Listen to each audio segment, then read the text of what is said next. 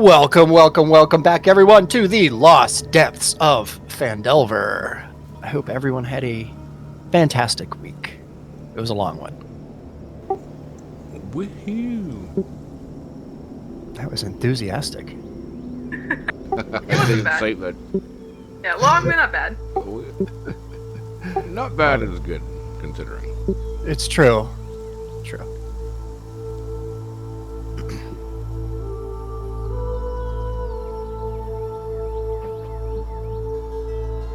On the missions given to them by the Croc Boss, our adventurers continue their trek through the swamps of the Forbidden Reaches. After encountering many life-threatening battles, a violent storm proved the most threatening, forcing them to take immediate cover.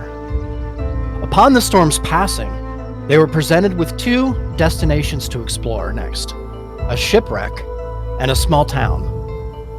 Heading to the shipwreck, they investigated, discovering maps and locked chests strewn about. But there were also disturbing sights. Visions of ghostly forms were seen briefly before dematerializing, and then the most bizarre sight, a small creature trapped within a cage, pleading to be released.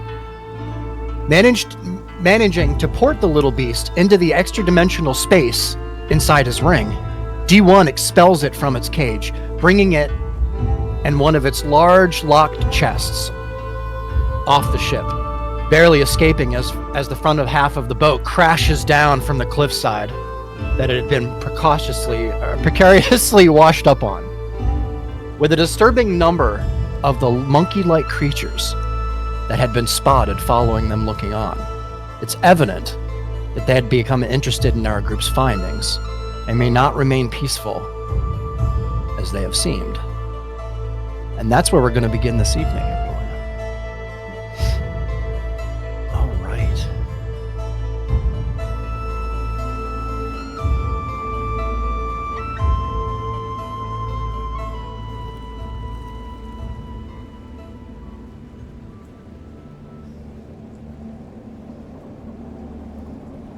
Okay, friends. D1. Yes. You are standing in front of the chest that you have managed to open. As you stand here, kind of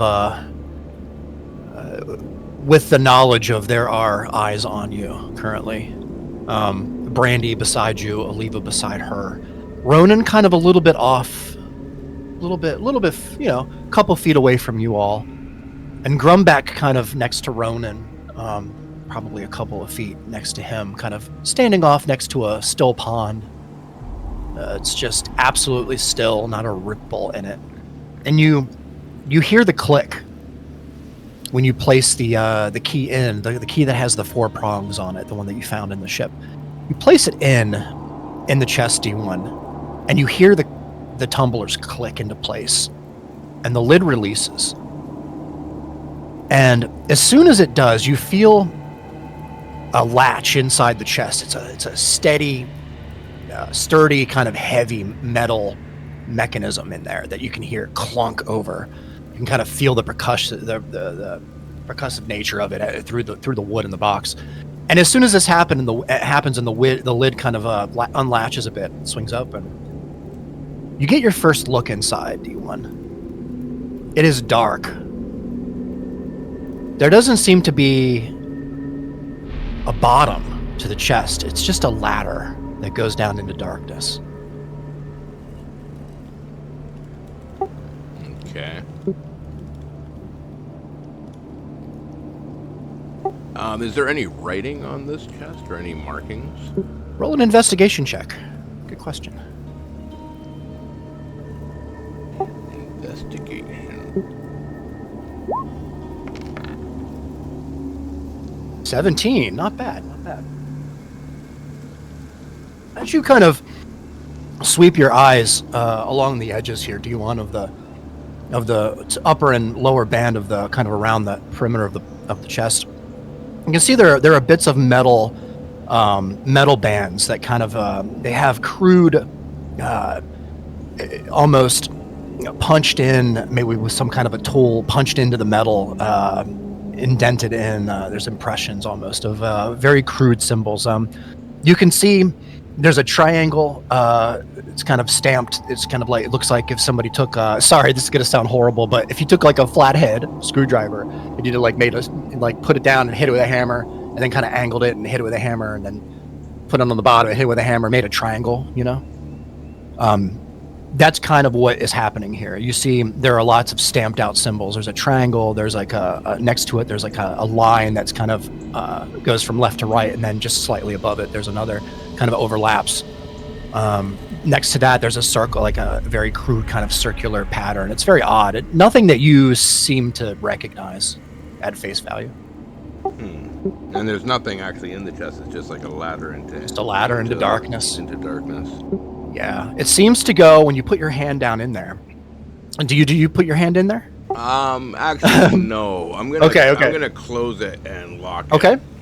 Yeah, you got it. So just so you know, there were only about 2 rungs sticking up out that you could see. Everything else below that was dark. So there's like from what you could tell best with your 16 or your 17 rather, is that there was a surface that you couldn't see down past. Okay. That makes sense. All right, you want to close the lid? Yeah, I'm just gonna say to everybody, I don't know if we should fuck with this now. We got these monkeys watching us. There's another chest in there I wanted to grab too, so if you guys want to keep an eye on these monkeys, try to climb back in and grab that other chest. As long as you think it's safe and you're not going to, the whole thing's not going to fall down. Well, I mean, with us later. The back half looks like it's still pretty sturdy. Well, if you do take a tumble, why don't you grab my glaive while you're down there? Oh, yeah, well. Oh, I forgot that was down there still. Poor guy. I could probably send Rummy to see if he could grab that. Yeah, I mean, a lightweight friend sounds like a good idea. I don't think bitters could pick up a gold. Yeah, I don't think any of them could bring it back. What does a glaive weigh? I think I can lift like 23 pounds with them. I had it written. Let me look.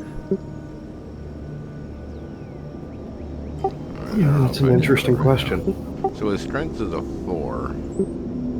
I thought I had it written down. I think that equals out to about maybe 30 pounds. You'd have to look up. What can a strength 4 lift?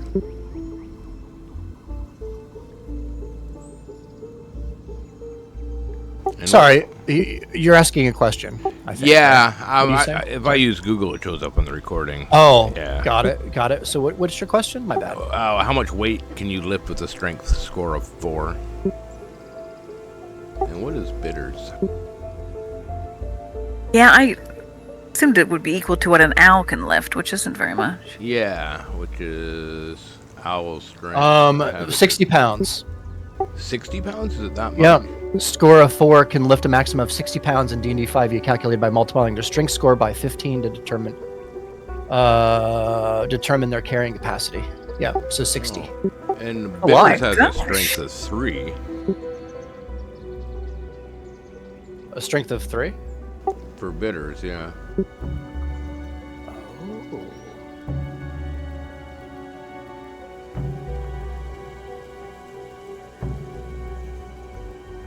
So are you? I think I understand what you're trying to do here. Trying to see if we can't get one of our friends to go down and get Sure. his glaive. Sure. But I'm not doing it. Yeah, I'll send Rummy down. So yeah. Sorry. Let me just. So you look over the edge. There's probably, I would say, it's probably about 160, 170 foot to the bottom. Okay.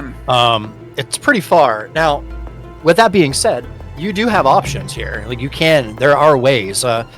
It's a pretty straight cliff from where you're currently standing, but all of you can see over the cliff that there are paths to get there. It would probably take you quite a while to get down, but if you wanted to, you could probably safely traverse this over the course of maybe an hour or two, probably more like 2.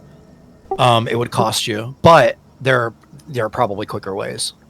Yeah, More well, I risky think ways, but Rummy quicker should be ways. able to fly. What's Rummy's speed? Because he doesn't have to take the path. He can just fly off the edge Right. and fly straight Yep. down. You can. Yeah.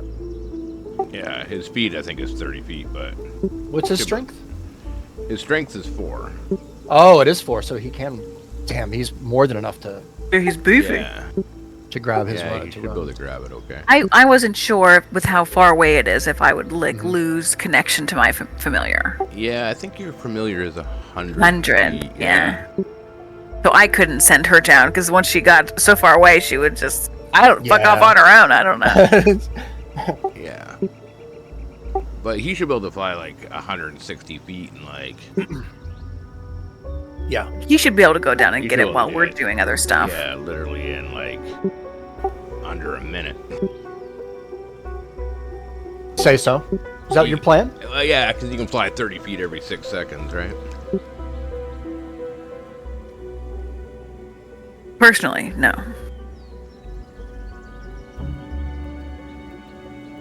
All right. So you're gonna send. This is the plan then, for sure. Yeah, I'm gonna just send Rummy down to go see if he can grab that glaive. All right. So, are you changing? Like, I kind of feel like I'm. So Rummy is currently in possession of certain things. Like, are you just kind of leaving him as is, and he's just gonna go down there?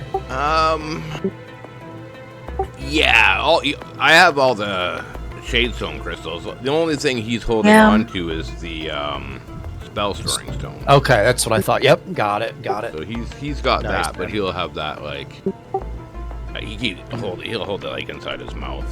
Sure. He can also swallow that stuff, I think, can he? I think so, yeah. All right, perfect. Let me do this Weird little thing. and this. All right. Cool. So, Rummy, you begin to kind of fly out over the ledge. You can see the distance kind of break. You begin to kind of descent down. You make your descent near the cliff, kind of next to the wall here. Slowly, well, as fast as you can, but it's pretty briskly down the side here. As soon as you kind of get about halfway down, D1, roll a perception check for me. Perception. Yeah, this is for Rummy, but it's for you, so it works the same for you. So Yeah. Homunculus is so good.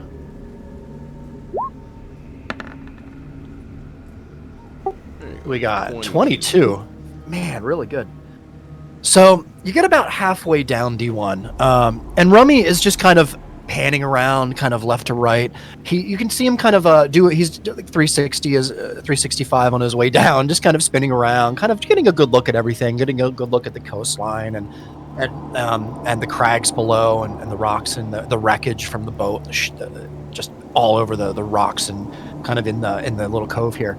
And about 3/4 of the way now down past the cliff here, you spot it, D1. There's a small little cave right at the bottom of this little cove. It's absolutely treacherous. The waters down there. The waters are they're splashing. The waves are kind of are hitting against the rough the rocks down there, and you can see the white water just all over. There's just foam as far as you can see, kind of built up along the rocks. Hang on a second. Yeah. How long ago did it fall? Has it been literally. Sorry. Has it been more than a minute? Probably Then not much it- over a minute. Yeah, Rummy doesn't see it then. Sorry. Rummy doesn't see it. It's not there. Oh, your thing? Yeah, Doesn't see what? he doesn't see my glaive. Oh, I'm talking about a cave. Sorry. Oh. Yeah, it's okay. Glaive and cave are very, very similar. No, I'm sorry. I'm sorry. It's a cave at the bottom, and you can see the white water and the foam kind of collecting along the rough edges, just around the cove there. You can see it kind of. The entrance isn't very big, D1. But you can see that there is a small little ledge that kind of leads up about halfway before it's kind of a climb. From what you can tell here, this cave is probably impossible to get to otherwise, unless you want to risk being slammed up against the rocks in the water. But yeah, no, he's specifically just trying to retrieve the glaive that fell with the ship. So, just for the sake of it, because you rolled a 22, you do see that there are some discoloration marks on the upper part of the cave, of kind of the cave entrance. It's kind of black and sooty, almost. You could tell as you kind of get down closer to the water. You're probably about 10 feet from the water's surface now. As you kind of get closer, you can see that it's definitely soot or something. Somebody had made a fire in here at some point, or possibly still. But it's absolutely black and sooty all along the top there of the rock. So you're down here near the bottom. Near the bottom of the rocks here, D1. What would you like to do? There's wreckage everywhere. Splashing around. The water is just kind of... I'm gonna... because I can telepathically communicate with Rummy, so I'm gonna ask Ronan. Did you, see where it fell when it went off? Did you see, any idea where it might be down there? No idea. I saw it go over the edge. Alright, Rummy's just gonna sort of just, fly around and just, from the air visually, just try to see if he can see anything that looks like a glaive or the flash of the silver blades. Roll an investigation check. We'll do it this way. How close are you willing to get? It's rough down here, D1. Meaning, I wish I could give you a good visual. I couldn't get the AI to give me a good enough picture. Yeah, well, he's gonna stay above where the water will hit him. Of course, yeah, of course. You're probably maybe a good 3 or 4 feet above the surface of the water, only because of the waves down here crashing. He's got pretty good vision. He could be 10 feet. You go a little higher? Yeah, 10 feet. 10 feet's pretty all right. easy, 10 feet. Sure, yeah. You kind of make your way around the little cove here, D1. Now that you're down here, you can see this little inlet, or cove, if you will, is probably 300 feet across. I mean, it's quite big. Where the half of the galleon smashed down here, there's pieces of plank and wood, rope, nets. There's barrels everywhere down here, like full barrels floating in the water. They're bobbing up and down. You can see there are bits of crates that are kind of cockeyed and floating. Roll an investigation check for me. Yeah. Let's see what you do here. A 12. As you kind of scan the surface here, you move back and forth, left and right along the surface. The only thing you seem to see are just bits of ship parts, planks of wood. There's a couple of ropes. There's a pulley there, kind of attached to it. That's strung around a part of the rock. That's kind of just, ebb and flowing with the waves kind of coming and going. You don't see any sign of a glaive, though. I'll bring Rummy back up then. I'm gonna get him to sort of navigate where a path would be that we could walk down if we decided to. So he sort of has so I have an idea of if we had to walk down there, what path would be the safest to take. You can see, D1, from this, the path actually that goes down to the surface of the water goes right to the cave as well, but it goes up about 125 feet before it looks like there's just a climb from there. So you would have to climb down from the top of the rock to get to the path that would safely get you down to the cave or down to the cove. That's kind of how it is. It's very, very craggy. The rocks here are very there's not really much of a pitch to them. It's kind of just straight down at some points. All right, I'll relay that to Ronan. I just say I flew around, I looked, I didn't see anything that looked like your glaive. There is a path if we wanted to walk down there, but it'd be a bit of a climb to get to it. Ronan, do you want to look over? Do you want to kind of Yeah, over the side? I'll walk over to the edge, and I'll just kind of peer down and see what I can see. Yeah, roll a perception check for me, Ronan.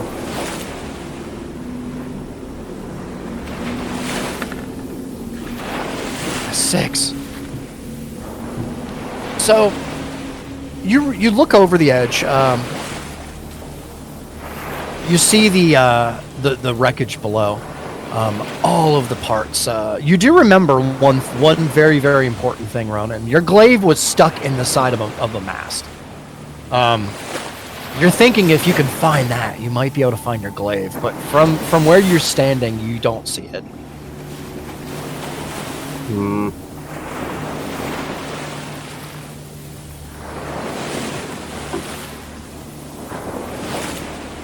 Well, I don't want to waste time going and retrieving this. We have other weapons. Yeah, I want to go. I'm gonna go and see if I can Yeah. grab that other chest quick, because it looked like it was something that was being kept very safe. So I'm just keeping an eye on the monkeys while they're doing all this little thing. You see Grombach as well, Oliva, as you kind of are looking around. Roll a perception check for me, you and Brandy, and I will for Grombach as well. All right.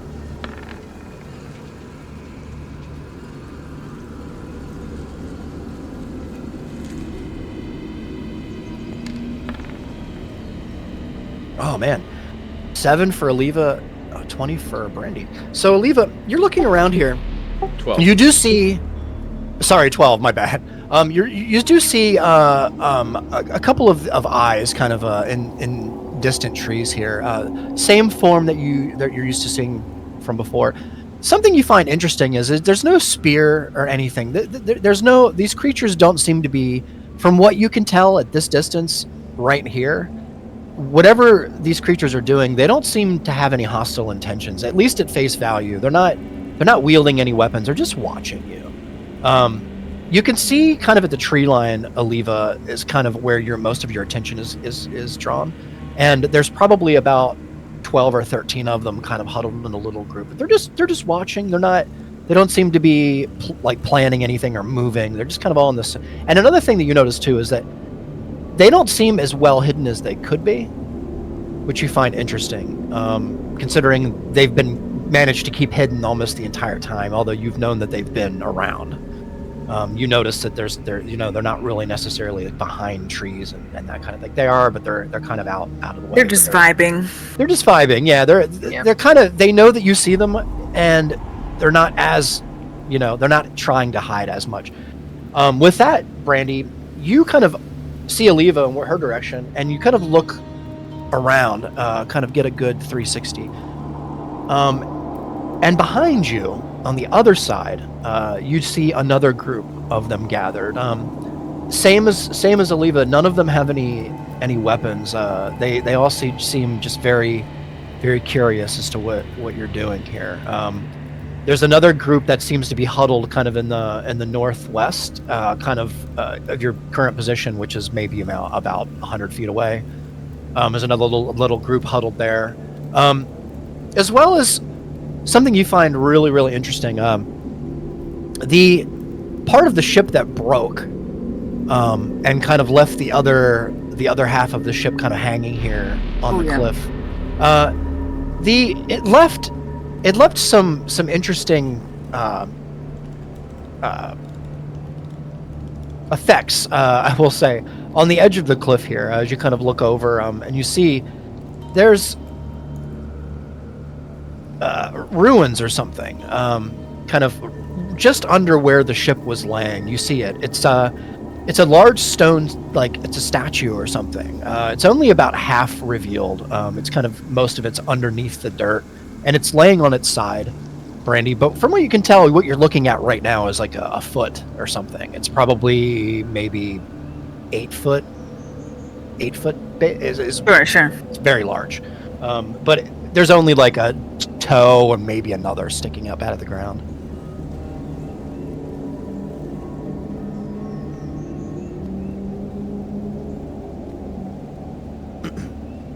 Yeah, I mean, I think I'm content if they're just sitting there watching us. I'm content Yeah. to just be non-aggressive, just Sure. watch as well.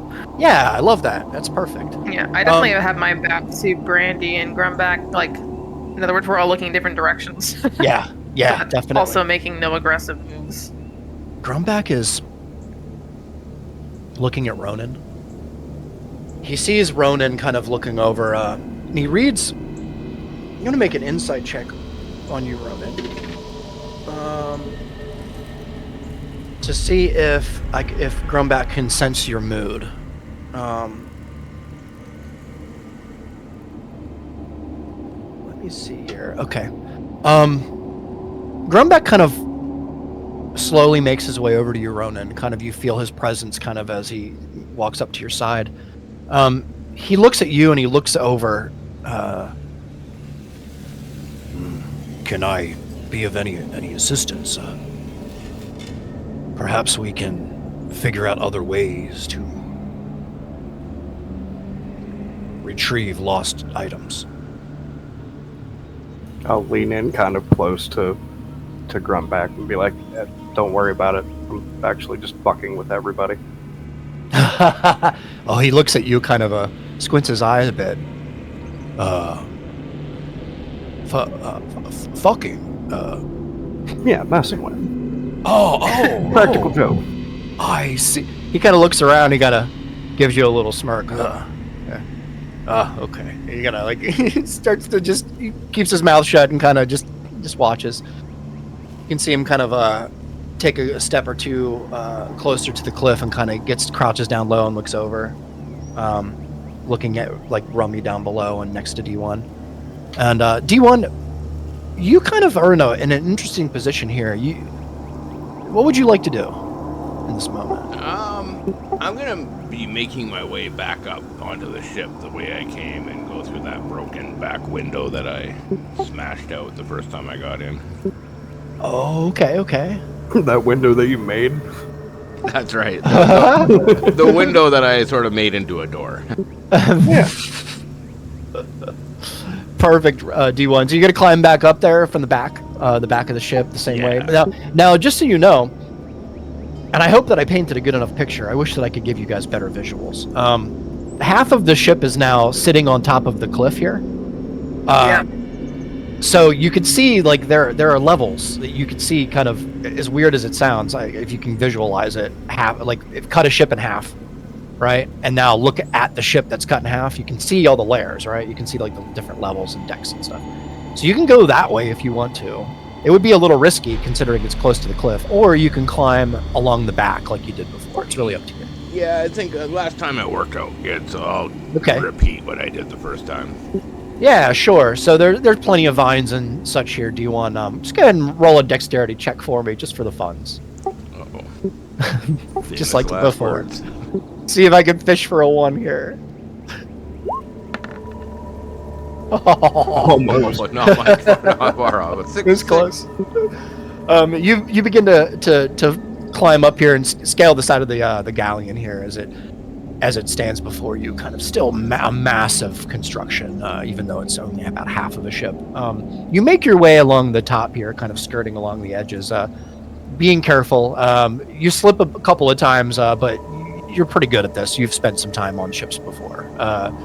And you make your way back to the hole that you made for yourself, your own very own door in the back of the ship. You kind of crawl through the ship? Yeah, if I remember, that one chest that had the 3 locks on it was in the first captain's quarters, if I remember correctly. Hold on 1 second. Yeah. That's right, yep. Let me just... Oh, I know what I have to do. This is so dumb. Roll 20. Why did you change this? I'm not pleased with you.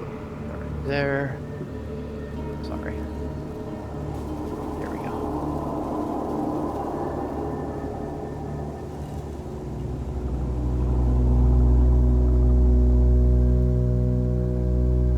right, D1.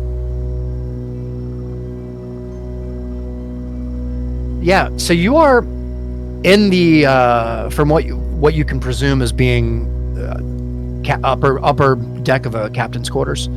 You can see there are many things in the room here still. A couple of things shifted and moved around a bit from half of the ship collapsing into the ocean, but nonetheless, there are some things in here to explore if you'd like to. I'm not gonna waste too much time, but I do have to spend. I think I want to get my Tensor's floating disc out, which will take me 10 minutes. But I want to walk right up to that one chest that I tried to unlock, and I could click the one center lock, but it didn't unlock because of the side two.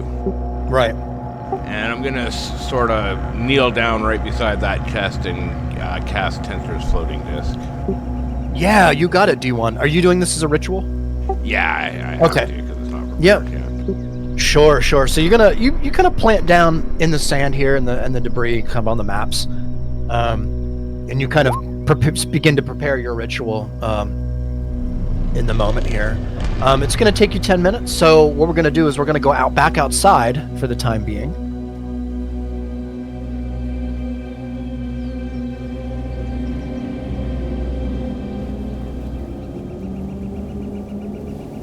And we are going to blah blah blah go to, man, this is different. Just do that. Oh, that's much better. Okay, sorry, I'm learning stuff I didn't know about. Okay, cool.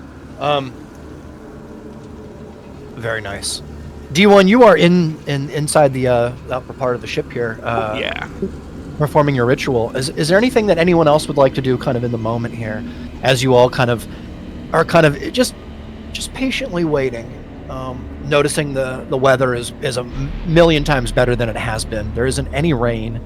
You don't hear any thunder. As a matter of fact, the clouds are sparse in the sky. There's a lot of blue sky above you.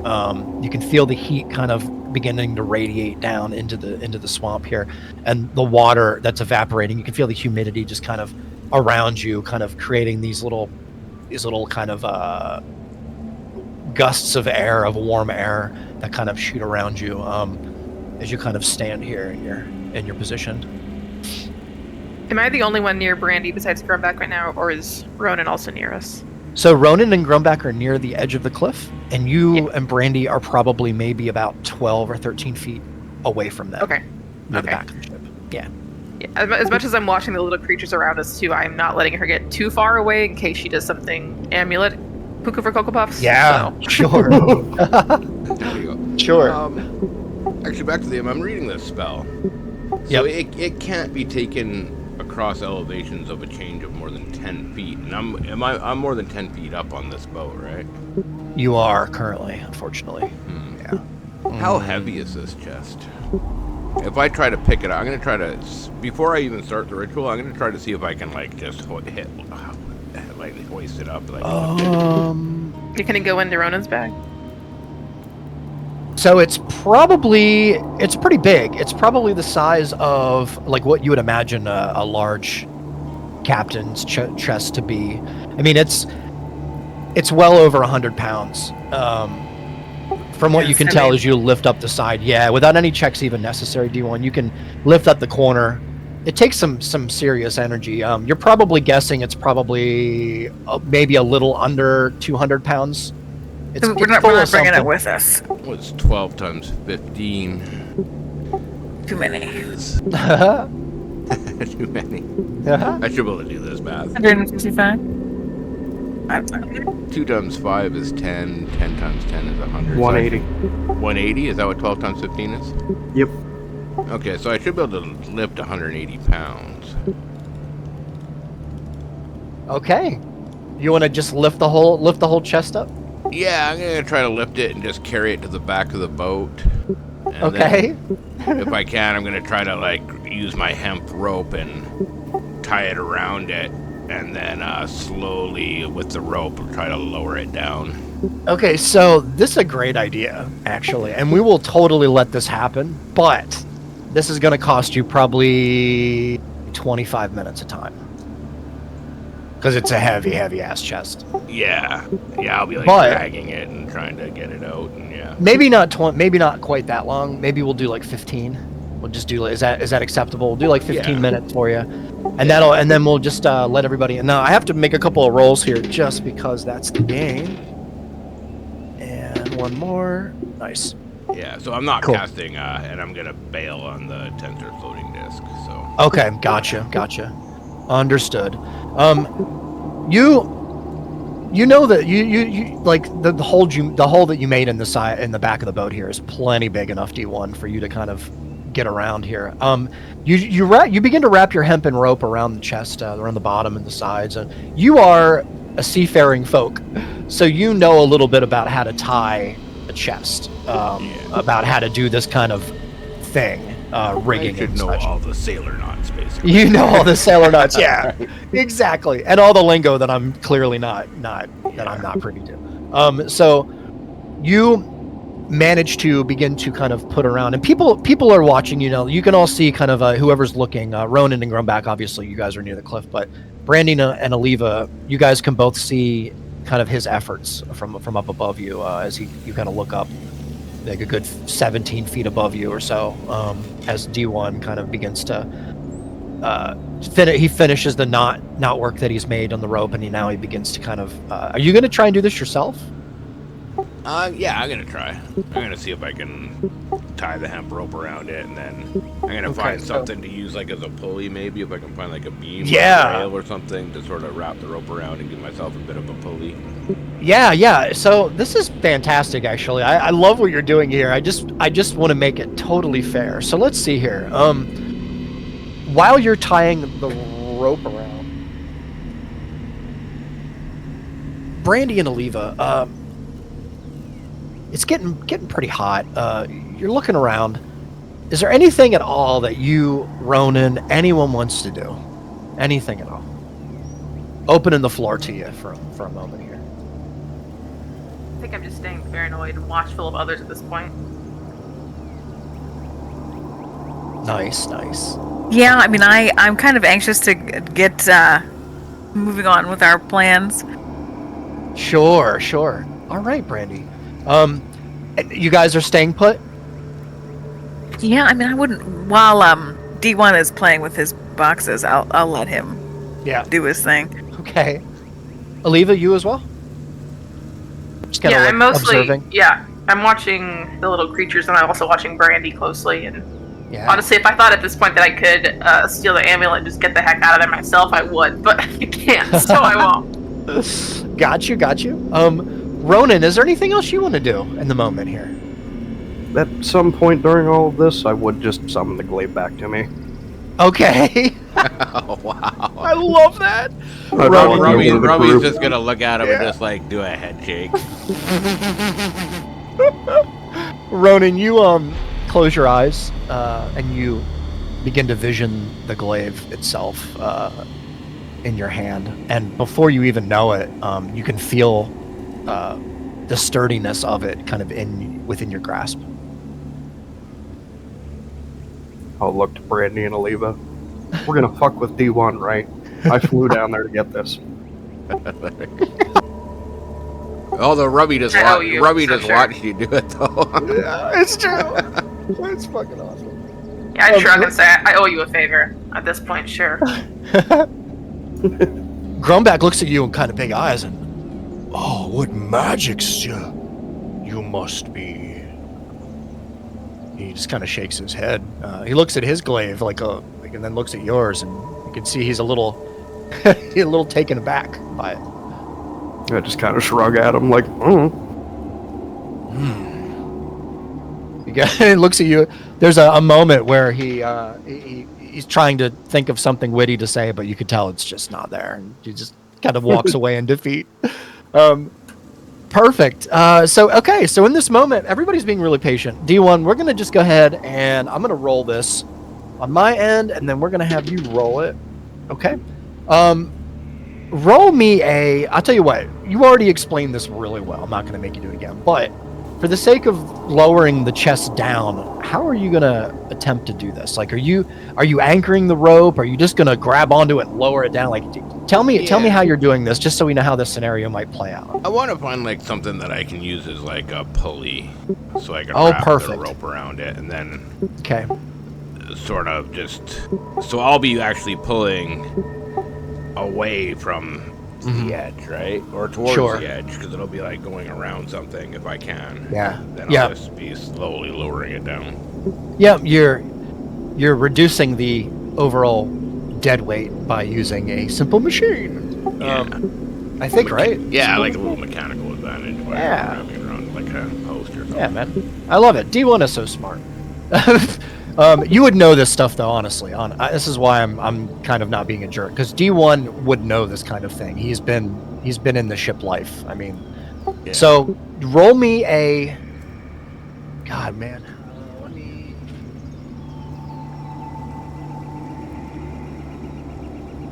Roll me. This is going to be a weird one. Roll me a performance check. This is just for funs. Yeah. Okay. Yeah, just I don't know. You know what? We'll just see. We'll just see. Oh, there What'd you you go. roll? 24 performance. Roll. My computer is frozen. Oh, because Malwarebytes decided to interrupt me. All right, there. Oh my god, dude. that's a 24. That's insane, man. Okay. D1, you're a boss at this. This is second nature to you. Not only are you used to doing this, but this chest isn't even all that heavy. Now that you've found a really good sturdy oak post to kind of lead the hempen rope around. As a matter of fact, there's multiple posts here. You kind of take advantage of you kind of almost make like a what is it called? Now I can't remember. I was trying to be smart. Pulley? No, it's like a bigger pulley. It's like a multiple pulley system. Anyway, block and tackle. There you go. Yeah, kind of similar. So D1, as like a champ, just slowly lowers this chest all the way down to the ground. You don't even hear it hit the ground. It's so soft and gentle. It's very gentle. Hit the ground. The rope kind of lets the rest of the rope over. You see the rope kind of fall down onto the chest and coil beside it. D1. All right, your chest is on the ground. Okay, so once I'm on the ground, now I'm going to cast Tensor Floating Disc. You got it. So, 10 minutes, yeah. in that case, let me just do this. Oh, you guys are so lucky. As you sit here, you kind of take a moment. Everyone is just still being patient. Ronan, is there anything you want to do in the moment here? Anyone at all? The monkeys are still watching, but are not moving. They're not doing anything. Believe it or not, they're just watching. Yeah, would either of these chests fit in a bag of holding? Probably not, eh? Oh yeah, I was gonna ask No, that. they're too big. They're too big. That makes sense. Yeah, we can put them in the portable hole. You could. Oh yeah, the portable hole. That's big enough. Actually, Oh. instead of spending Forgot about that. minutes on this, maybe I'll call Ronan over.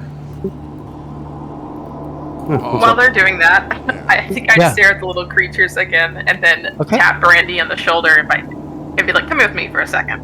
I'm gonna Oh. test something. And I'd Yeah. walk toward the little creatures. Slowly. Oh. Quite slowly. Are you both going to? If she follows me. Okay. I Brandy, don't do you follow? know. I can't decide if would Brandy follow. Brandy's maybe slightly bored, and she's probably been drinking. So She's definitely been drinking. she's been sitting here waiting for everyone to be done. So she go, "Oh, what the hell?" And I'd mutter to her, don't touch your weapons. Do not make any sudden movements, but walk. And I'd slowly walk toward them, my hands visible, Yeah. just casual. Sure. I just want to see how they react. I feel like I would I love understand her vibe right off the bat and like be on the same wavelength. Oh, I love this, you guys. All right. You kind of, in a relaxed way, you kind of very casually, at your arms to the side, kind of casual look on your face, kind of slowly start to pace in the direction of a group of these creatures. At first, they don't seem to kind of respond at all, but then after a couple of steps, they kind of a couple of they kind of straighten up a little bit more. They go from kind of a bent over curve, kind of observing posture to more of like a aware posture. There's no feeling that they're going to attack you or anything. They're just kind of curious. A couple of them kind of peek through the bushes even more, and a couple of them kind of cock their heads, turn their heads to the side, and you see that you're getting a good look at their faces now, Oliva and Brandy, as you kind of get a little bit closer. These are like a cross between like a chimpanzee and a man, and I know that sounds insane, because considering we already kind of have that, but this is more of a man. It's like a primal man, is what it reminds you of. Some kind of the bone structure in the face is quite strong. It's very squared off. The muscles in the upper parts of the shoulders are quite large. You can see the neck muscles are pretty big. They're pretty skinny creatures for the most part, but they're very defined. They're wearing kind of animal fur on certain parts of their body. You can tell also, Oliva and Brandy. You know what? Roll a perception check for me, both of you. See how much you actually find out. Okay.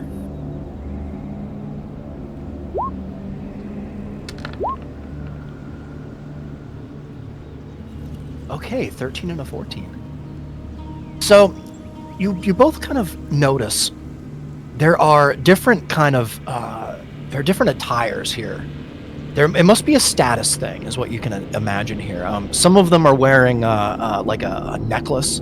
There's a couple of like teeth on one, and there's a person that standing next to him, a creature that is wearing a necklace that has a couple of alligator teeth on it, and one of the alligator teeth have lines all the way across it, which seems weird to you. You also see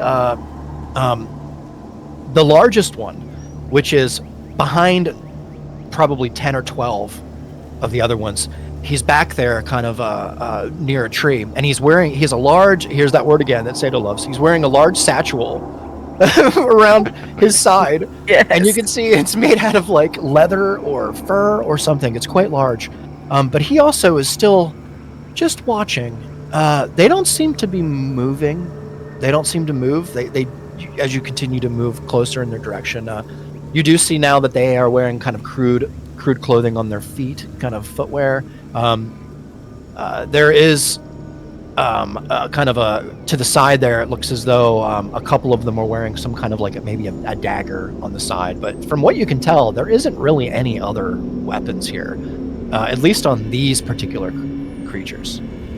Curious question: does any of their clothing or weaponry seems like it's matching, or is it kind of a hodgepodge of things? It's a hodgepodge. Yeah, seems to be. Fur on some. You also see like scales, like lizard, like probably alligator skin. Okay. So I'd kind of mutter to Brandy, like, hey, intelligent enough clearly to be organized, but none of their stuff indicates that they have any kind of trade of their own. None of it matches. They're probably taking things off of other people. So watch yourself, I say as I continue to walk toward them. Yeah, sure. Yeah, they look like scavengers, I think, is how I would think of them. Yeah, you guys get closer. You're probably now, humans. You're probably about 16 feet now from the closest one. Yeah. As you take finally. Sorry? Oh, sorry. Go on. No. My bad. I finally would eventually ask. Can you understand me? You kind of speak out into the kind of the perimeter here, and one of them that's looking at you kind of bent over in the bush kind of stands up straight, and like you kind of make eye contact with it, and then it kind of looks at you and looks back at some of the others behind it, including the big one, and then looks back at you with a look on its face like it's curious but doesn't understand what you're saying as you kind of continue to move closer in its direction. You're probably now a good 12 feet away. I'd probably stop about there, but then I Okay. would, without looking away from them, would gesture back toward the ship and say, "Is there something you want back there?" As soon as you kind of throw your arm in the direction and point, they kind of like look as well. Like a couple of them look, and they look at each other, and you hear what you can tell, you can only assume is dialogue. It's,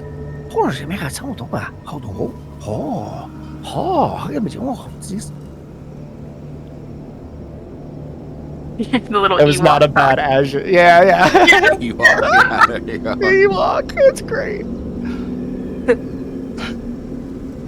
Yeah, I'd look at a Brandy and be like, "Any damn chance you understood any of that?" No, I don't speak idiot. Watch it. We don't know for sure that they can't understand us.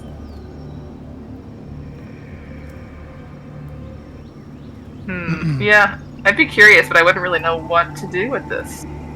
Yeah, I think the fact that we're just so overwhelmingly outnumbered, you don't want to investigate too much and cause a problem.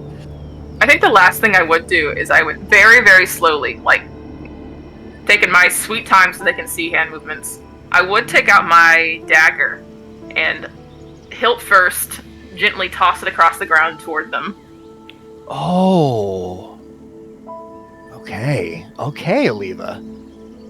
You slowly reach down to your dagger and you toss it hilt forward.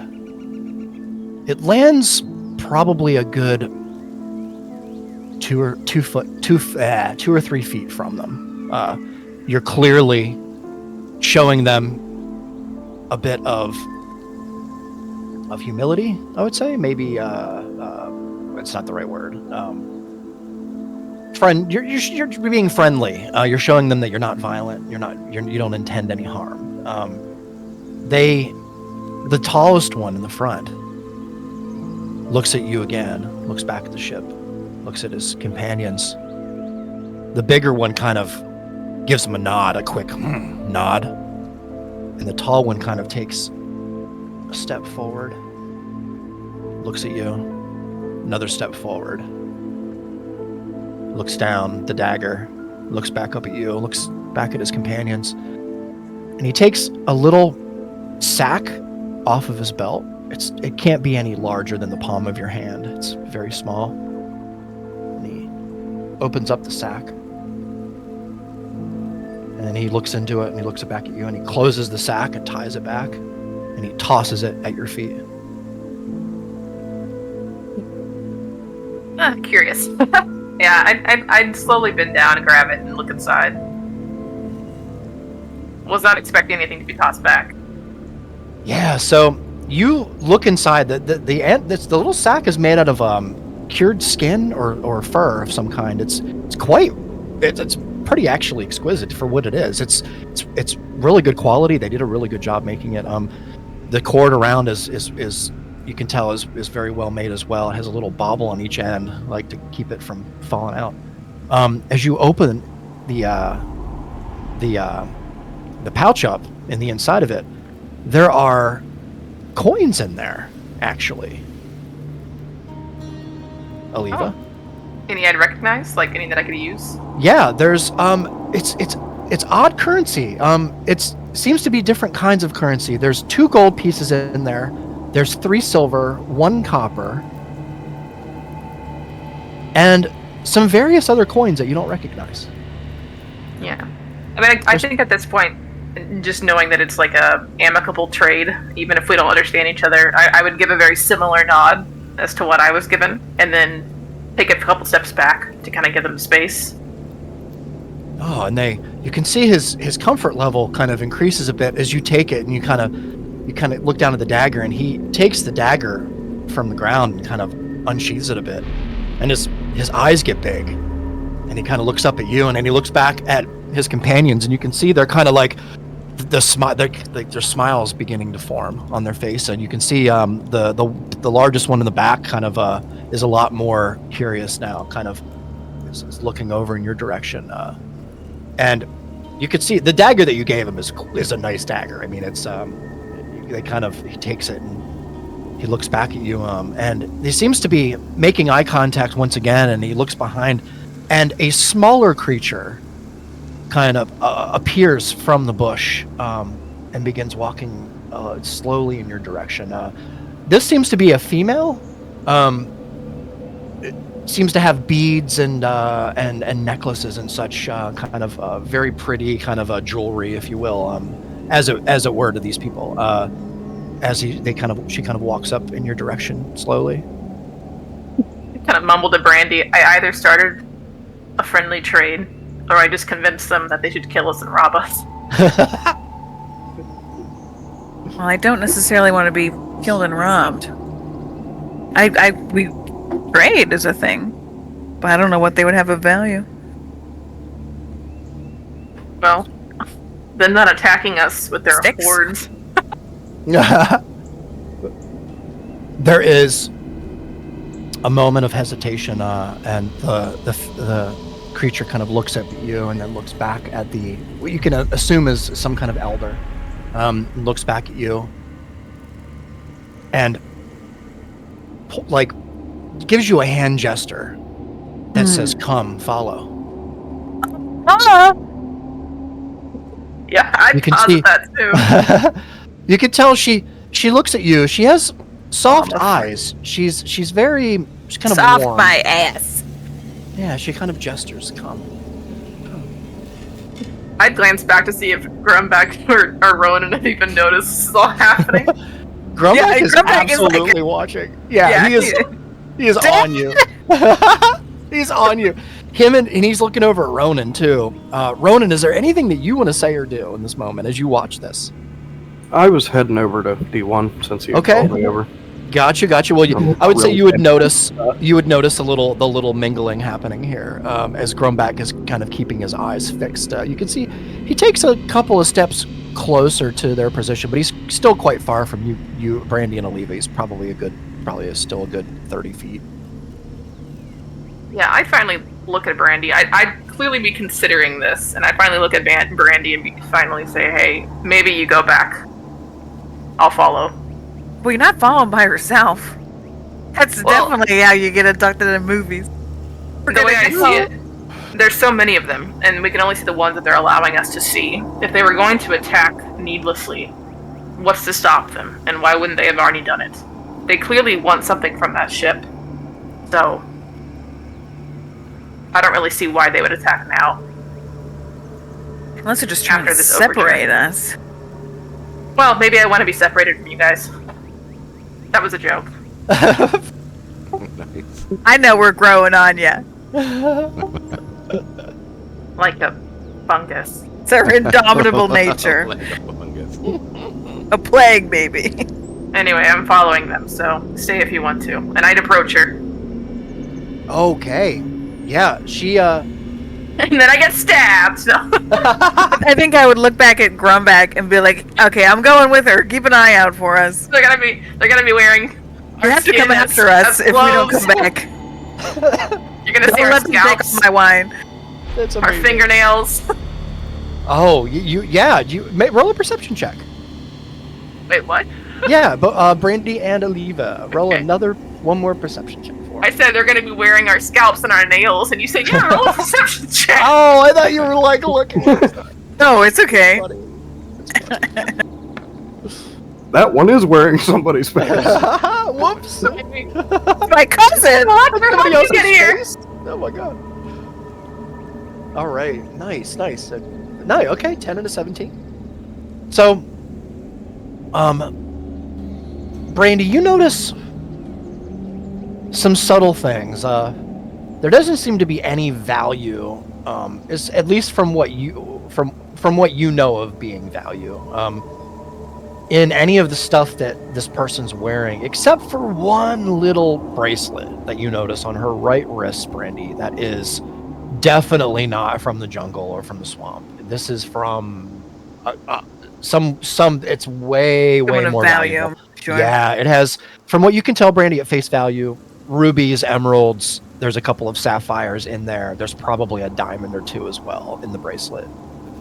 But it's kind of a weird thing.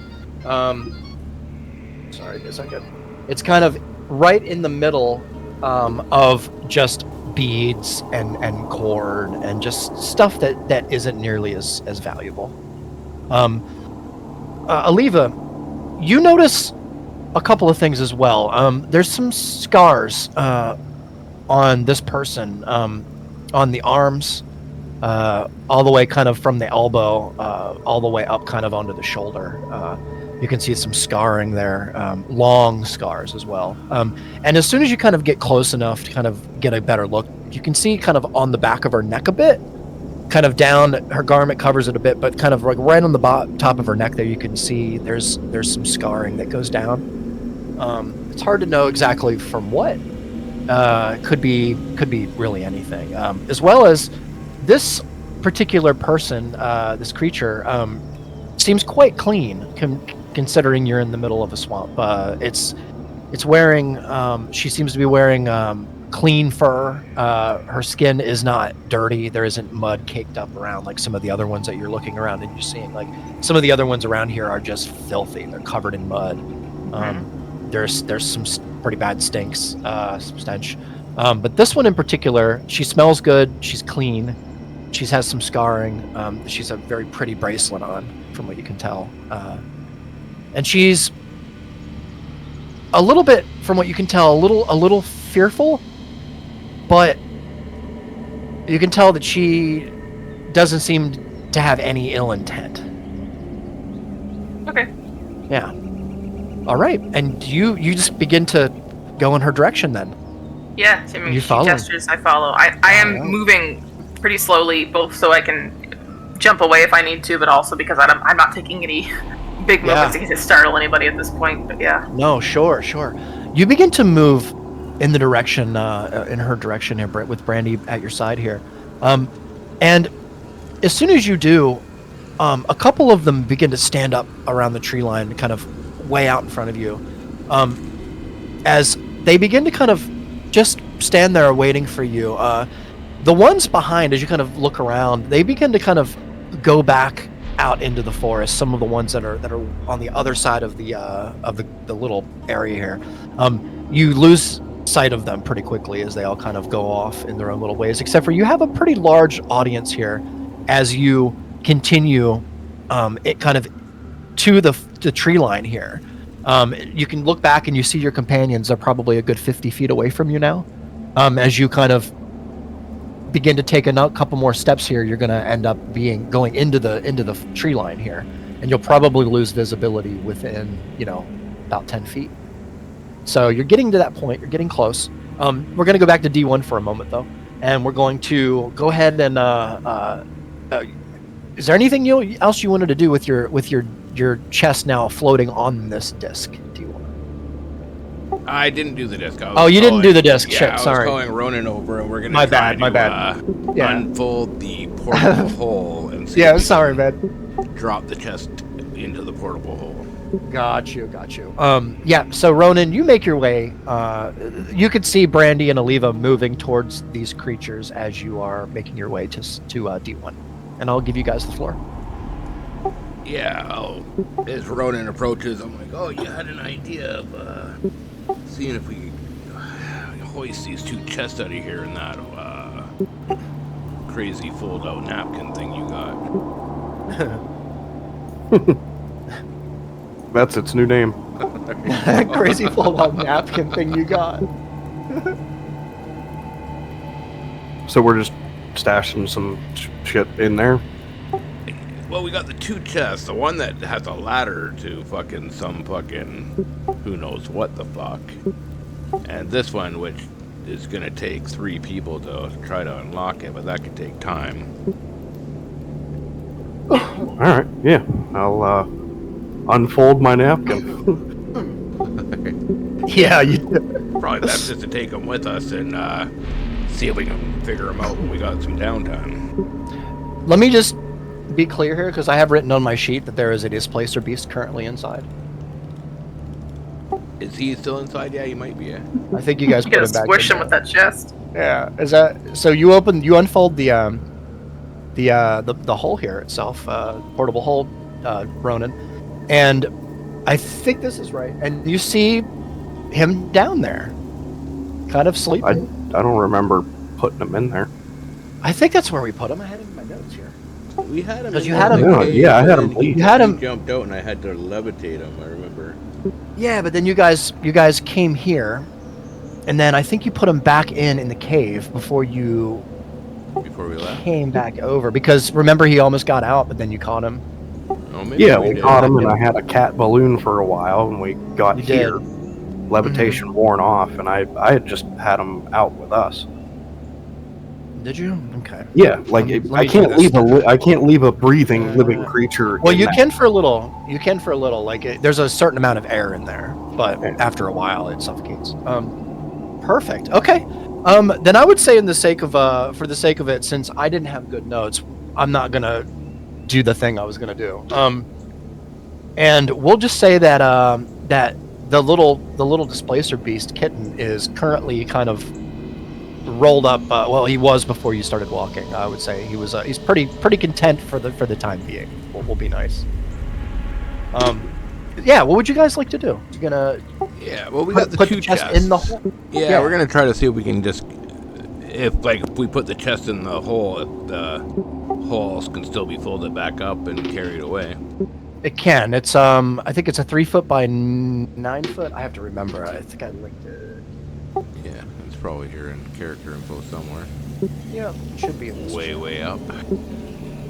Spacers, cloth, laundry. Here it is. Nice.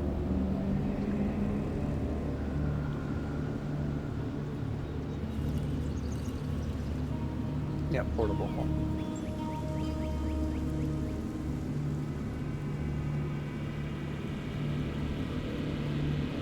Yeah, 10 feet deep. Yeah, it's a 10-foot deep hole with a ladder in it. It's like a tower. Yeah. Yeah, we're gonna see if we can pile both these chests inside this thing. I think it's totally doable. If you want to go ahead and do that and take a little bit of finesse, and we'll just let you lower the rope down or whatever in there if you want and all that. Make it easy for you. I'm not going to be a jerk. Yeah, the chest is now lowered into the portable holdy one. Okay, and then we're gonna walk over to the other one that's sort of sitting on the grass up by where Mhm. everybody was gathered. That Yep. has the ladder to nowhere. Yeah. And Yep. we're gonna do the same with that. I'm gonna close it. I'm gonna actually take the key. I'm gonna relock it. You're gonna put the chest that has a ladder in it into the portable hole. Yeah, but first I'm gonna make sure it's closed. Then I'm gonna make sure it's relocked. Okay. As soon as you get close to the portable hole with the chest, there's a certain resistance that begins to happen here. Yeah, I was gonna Almost say, I like don't think that'll work. almost like a magnetic pole pushing against one another, 2 norths or 2 souths. Hmm. You can't get any closer than about 3 feet to the hole before it starts pushing away. Interesting. It's like a portal pushing off of a portal. Well, this is low key, out of the game, out of character. You can't put an extra dimensional space into another extra dimensional space. Some DMs will let you do that and then just destroy the whole world. Oh yeah, or it sucks. But but you can't actually do It's that. a bag of holding and a bag of holding. Yeah, I know that. Yeah, it just destroys the whole universe. Yeah, different items have different interactions. So, But, in our sake, I didn't think that we could put this extra dimensional chest into the extra dimensional hole. Got it. Well, maybe we might have to use the tensor's disc after all if we want to take this thing with us. Yeah, why don't we just check out what's in it? You want to climb down that ladder into nothingness? Why not? Well, it's probably not best for both of us. Or where did the other two go? Where are the girls at? We're off in Yeah. the trees, man. Yeah, they went walking to the We tree vanished. line. We have new friends. Juan. Got bored. I think Aliba's making trade with those things that have been watching us. I don't know. Well, maybe we should just try to get out of here. But you want to go down there? I don't know about going down there. I'm a little sketchy about climbing down ladders into nothingness, especially ones that are inside a chest. This is I mean, I kind of get what you're saying, but why would we schlup this chest around if we don't need to? True. Well, somebody at the town. Are we? What's our plan to hit that town next? I forget. Yeah. We had a general idea of what we were doing, and then stuff happened. Yeah. Well, we spotted the town in this ship, and I believe we checked the ship out first. We're done here, so our only other lead is that town. All right, yeah. We'll let the girls do their thing. When they come back, we'll check out this chest. If it seems valuable, sure, we'll float it over to that town. And if there's anything... Oh, maybe we could trade it to these little fucking monkey things that have been watching us. I haven't really been paying attention to them, but I know you guys have been watching them. Yeah, dude, they have not stopped being around watching us since we stepped foot in this fucking jungle. Yeah, well, I remember they've been around since we canoed in here. This godforsaken swamp. Alright, yeah, we'll maybe just chill until the girls return, and then GTFO.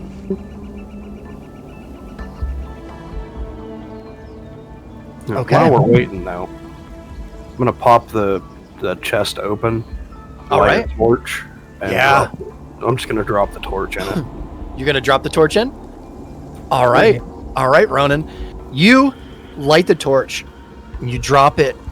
You get close to the chest here, and as you kind of move the torch over the chest, you can see there's probably 2 rungs sticking up out of darkness, Ronan. As you kind of get the torch closer to the bottom of the chest here, you see there's almost an unseen surface as you kind of pass the torch close to it, and then you drop the torch. The torch falls down through. You see all of the light in the for a moment until it hits kind of this membrane where you just see darkness, and then you don't see any more light, Ronan. Do I hear a sound like it hit a floor? Roll a perception check. Great question. Great question.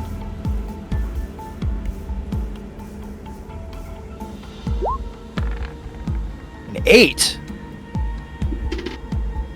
Yes. You do hear a sound. It sounds like it hit the ground. All right. Yeah, I'm just gonna hope that it didn't land on anything flammable, and wait. Okay, you're just gonna wait, give it a moment. Yeah, I was just gonna leave that until the girls got back. Oh, got it. Yeah, there doesn't seem to be any change, Ronan. As a matter of fact, you don't even smell smoke. You don't seem to see any light flickering. It's just darkness.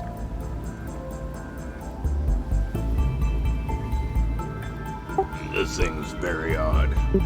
I've never seen anything like this. I mean, it's deeper. I mean, how could a chest be that deep? This is some sort of magic for sure. Oh, definitely. I could set Rummy down, but I don't know if I even want to do that. Maybe we can convince somebody to climb down this thing. I mean, I'll go down, no problem. I just kind of want to wait for everybody to be here. Yeah, that's probably at the least a good idea. All right. Perfect. So D1 and Ronan, D1, is there anything else you want to do before we go back to Aleva and Brandy here? I might send Rummy in their direction, whatever direction I think they might have walked in. Sure. Do you want to...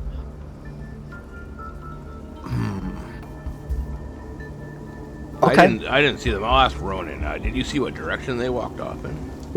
That way, and I point in that direction. Perfect. Thank you, guys. I love you. It's perfect. Because I was up in the boat when they started walking over. Yeah. No, I appreciate it. You're awesome, dude. No, that's perfect. Yeah, you know exactly the direction they went in because of Ronan kind of lead you. You want to deploy Rummy? Yeah, I'm just gonna send Rummy in their direction to try to give them a come hither. You got it. So Rummy begins to kind of flutter in the direction of Brandy and Aliva. Brandy, you hear Rummy kind of behind you, kind of getting closer with your passive. Getting closer, it kind of gets like 7, 6, 5 feet from you.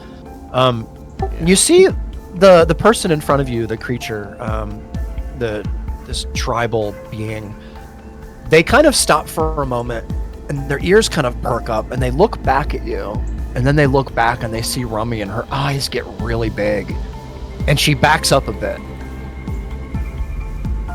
and like almost in fear, as she's looking up at this very odd flying metal construction. Rummy's gonna use his little arms to do like a shrugging motion. I would like try and beckon him down so I could like pet his head. Yeah, he'll go down to Brandy and he'll just like shrug. And I'll just like pat him on the head and be like, "Look, he's chill. He's a nice guy." Nice. I'd look at the little elder guiding us and just very pointedly look between Rummy and her and then roll my eyes.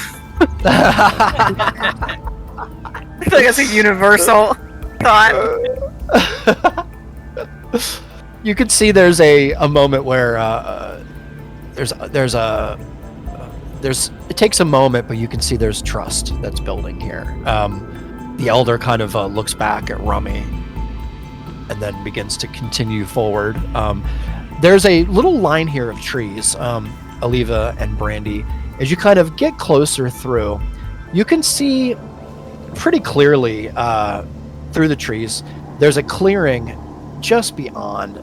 There's some ponds there, some still water, and you can see there's a line now has kind of formed of these beings. They're kind of a pretty long line that's kind of leading you around some of the ponds. You can tell that they're purposely not going in certain places.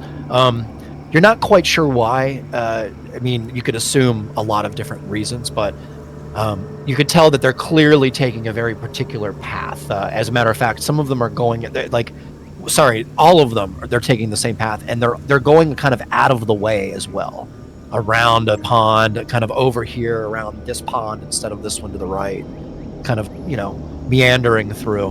And you're following, and you can see now behind you as you're kind of going through the tree line. Do you continue? Yeah, I'd continue. Okay. Oh, sorry. My mic is on. Yeah, no worries. Continue. But I would make an effort to memorize that path if possible. Yeah, definitely. Roll a history check for me, Aliva. Actually, is that right? To record it? Let's do it. I don't know if that's right. It's an intelligence check, so let's do it. Let's roll just to see if you can recall for now. Probably my intelligence is higher than my history. You're kind of let's just say for the sake of it, we'll use a 5 as a kind of a baseline for later. How about that? Okay.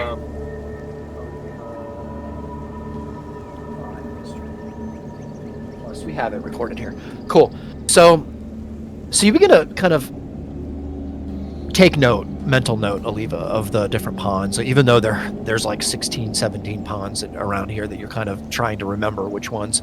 Now that you are continuing, you notice now that D1 and Ronan and Grumback are now kind of out of your sight line. You've passed the tree line now, and now you're kind of going into a weird kind of odd area here that's like a clearing with all the ponds. And beyond the ponds, you can see there's another tree line, and there's a little tiny path that all of these kind of creatures are kind of leading you to. It's a very little tight path into the brush. There are thorns and briars kind of spread out up above. Kind of kind of interweave and kind of make a network of kind of tunnel work, if you will, kind of in the swamp here. Kind of like, the best way to describe it is like Razorfin crawls from World of Warcraft. You remember that place where you have to go and there's like these big vines and thorns everywhere? I know you do. RFD or RFK. It's in the Barrens area. I think so. Southern Barrens, that area. You guys are all out. Hear a bunch of Quillbore dying in my head. Exactly. Quillbore. That's where the Quillbore are. Thank you, Ronan. It's a very similar, kind of a patchwork of thorns and such. As they continued to guide you through this area here. Now that you're about halfway through the clearing, is there anything that the two of you want to do, or do you just want to continue forward here? Is there anything differently, or? I'm muttering under my breath about how I want to get, skinned from somebody's bed sheets, and that's about it. Yeah, no, I'm happy to just plod along. Okay, this is perfect. Aliva, you now also are no longer restrained by having to hold your double-bladed scimitar, or the will of Aliva, as it were, in a sheath. You are, and this sounds insane, but the last time that you held the will, you felt a connection because of your sacrifice to it, as it demanded, and you submitted to its will as it is further submitting to your will. Now, Aliva, as it stands, your weapon, your amazing double-bladed scimitar, the will of Aliva, is wrapped around your finger right now and presented as a ring. Oh, I love that. Fashion forward, baby. Yeah. It's sweet. It's just it's a ring. Yeah, like you can't even, like, if you didn't know, you wouldn't know that's what that is. All right. I am like a little bit, almost as if it's like a nervous habit, kind of rubbing my thumb over it over and over, but just because I am a little bit still like, sure. Hope they don't attack me. But yeah, I'm pretty confident. I'm like 80% confident they're not going to attack me. I'm getting further away from, Ronan and D1 and Grum back, and I'm like, But at this point, I will not ever admit that I'm nervous, because I'm not going to do that. Sure. No, this is great. You, Brandy, as well as you two, you're continuing on the path here, Brandy. A certain amulet on your possession, on your person. You can feel like there's almost a sense, Brandy, of reassurance. It'll be fine. It'll be fine. That's what you keep telling yourself. It's no problem. Roll a wisdom check for me, Brandy. Please. All we need is her to go cuckoo for Cocoa Puffs in front of all these little things. Wisdom save. Yes, wisdom check. Okay. Just check. Just to check. Oh shit. Glad we'll get all these poo-poo rolls out now. Oh, man. Wait. So, Brandy, sorry? Can I use my inspiration? You certainly can. Let's do it. All right, let's go. There you go. 6 to a 20. Just kidding. Oh my god. This is so great. I love it. Oh man. All right, Brandy. You ain't getting me. You will eventually soon. Eventually. Oh, that's really good. Really, really well rolled. Okay. No, it's so good. Brandy, you for a split, just for a moment, you kind of went with it. Yeah, this is fine. This is no problem. This is gonna be totally fine. Like you sensed a false sense of calmness, false sense of security as you continue forward here. But there's a moment, Brandy, where you kind of peel back a layer of like clarity. Yeah, that's perfect. A layer of clarity. It's kind of revealed to you. And in the moment, you get a glimpse, a really rare glimpse, Brandy, into something that you've never seen before. It starts subtle, and then you're brought to kind of a loud, large corridor. Sorry, I'm stalling because I'm trying to do this.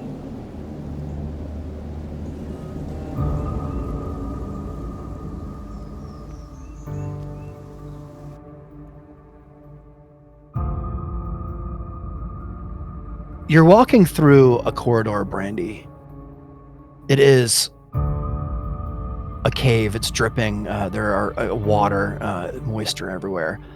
There are monks chanting in the distance. You can hear.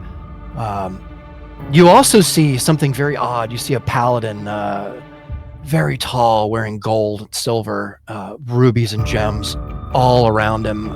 Necklaces, jewels. There's a weapon. Very large longsword, broadsword, and it has jewels all through it. You can see there's some runes sketched into it. There's also some other ones next to him, this paladin that you see in front of you, and they all seem to be going in the same direction, following these monks. As these monks kind of continue on through the corridor, it gets darker and darker, and you see a green glow up ahead of you, Brandy. It's kind of overwhelming for a moment. The glow itself kind of emanating off of the cave walls, kind of the stalactites and stalagmites, kind of all the moisture on them kind of like almost blinding in certain areas. This green light as it's shining up at you. And then as soon as you turn the next corner, Brandy, you get a good look at it. Oh. All of the monks, all of the creatures kind of surrounding you in this moment. They all drop down to their knees, and you also your point of view drops down to your knees, and you kind of hear this odd grumbling sound. It's a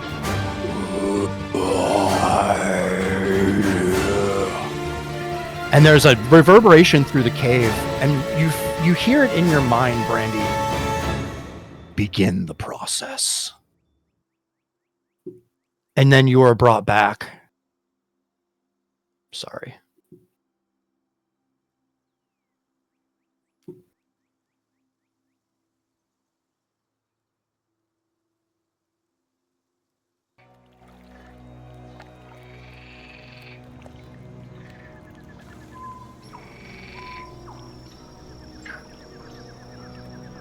And that was something that just I saw, right? You are the only one, yeah. Yeah, that was my solo vision of spookiness. Okay. Yeah, it was weird. It only lasted a moment. But now you kind of are snapped back out of it, Brandy. You're the side where where the amulet is stored currently, the invisible pouch at your hip is warm. You can feel there's heat emanating off of it, although you feel like you've just bested something. Like you've just gotten one over. Yeah, sure. So to speak. Do you know what I mean? Yeah. You saw something maybe you shouldn't have, or something happened there. You feel almost a feeling of relief and satisfaction as you kind of continue walking. And before you know it, Brandy and Aliva, you cross a little creek with a little bridge over it, and there's a hut in front of you. A little straw hut that you should be able to see on your screen. And the hut itself is very crude. It's made out of straw and things. Is there anything you'd like to do before we continue? The only thing I think I would do is looking around to see if I can, at all track how many of these things are here possibly, but I'm very quickly realizing, if they do turn on us, we are kind of fucked. Yeah. I think I would be feeling a little bit of trepidation. I'm feeling it too, but I look like I'm not. I'm being very arrogant. Okay. So I would say roll a perception check for me, Aliva.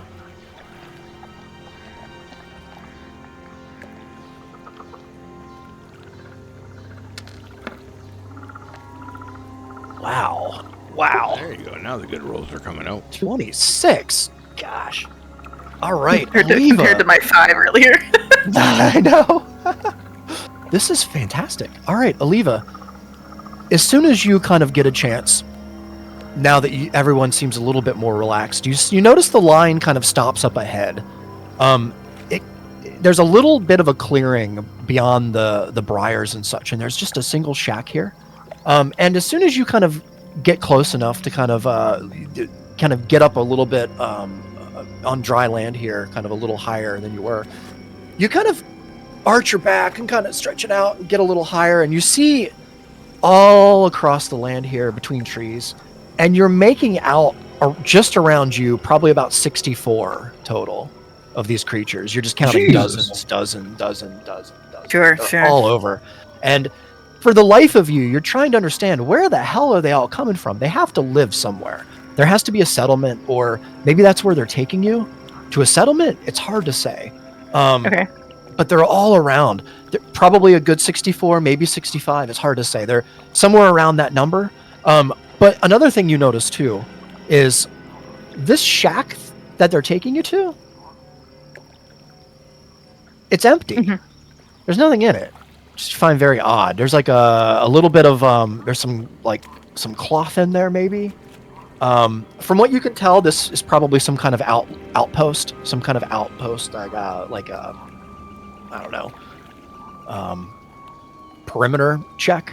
Okay. And they kind of sit for a second. A couple of them kind of grab a couple of bits from a pouch from their side, and they begin to eat a bit. There's some noises coming from behind you. A couple of them are speaking to each other, making odd sounds that you don't seem to understand at all.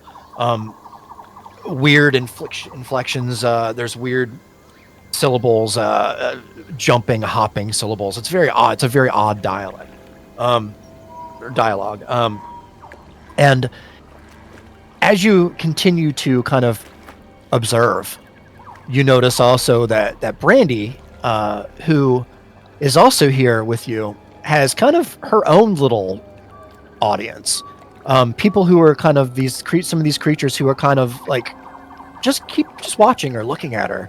And they seem to be pointing and talking at Brandy, pointing at her, talking. It's hard to know exactly what they're saying.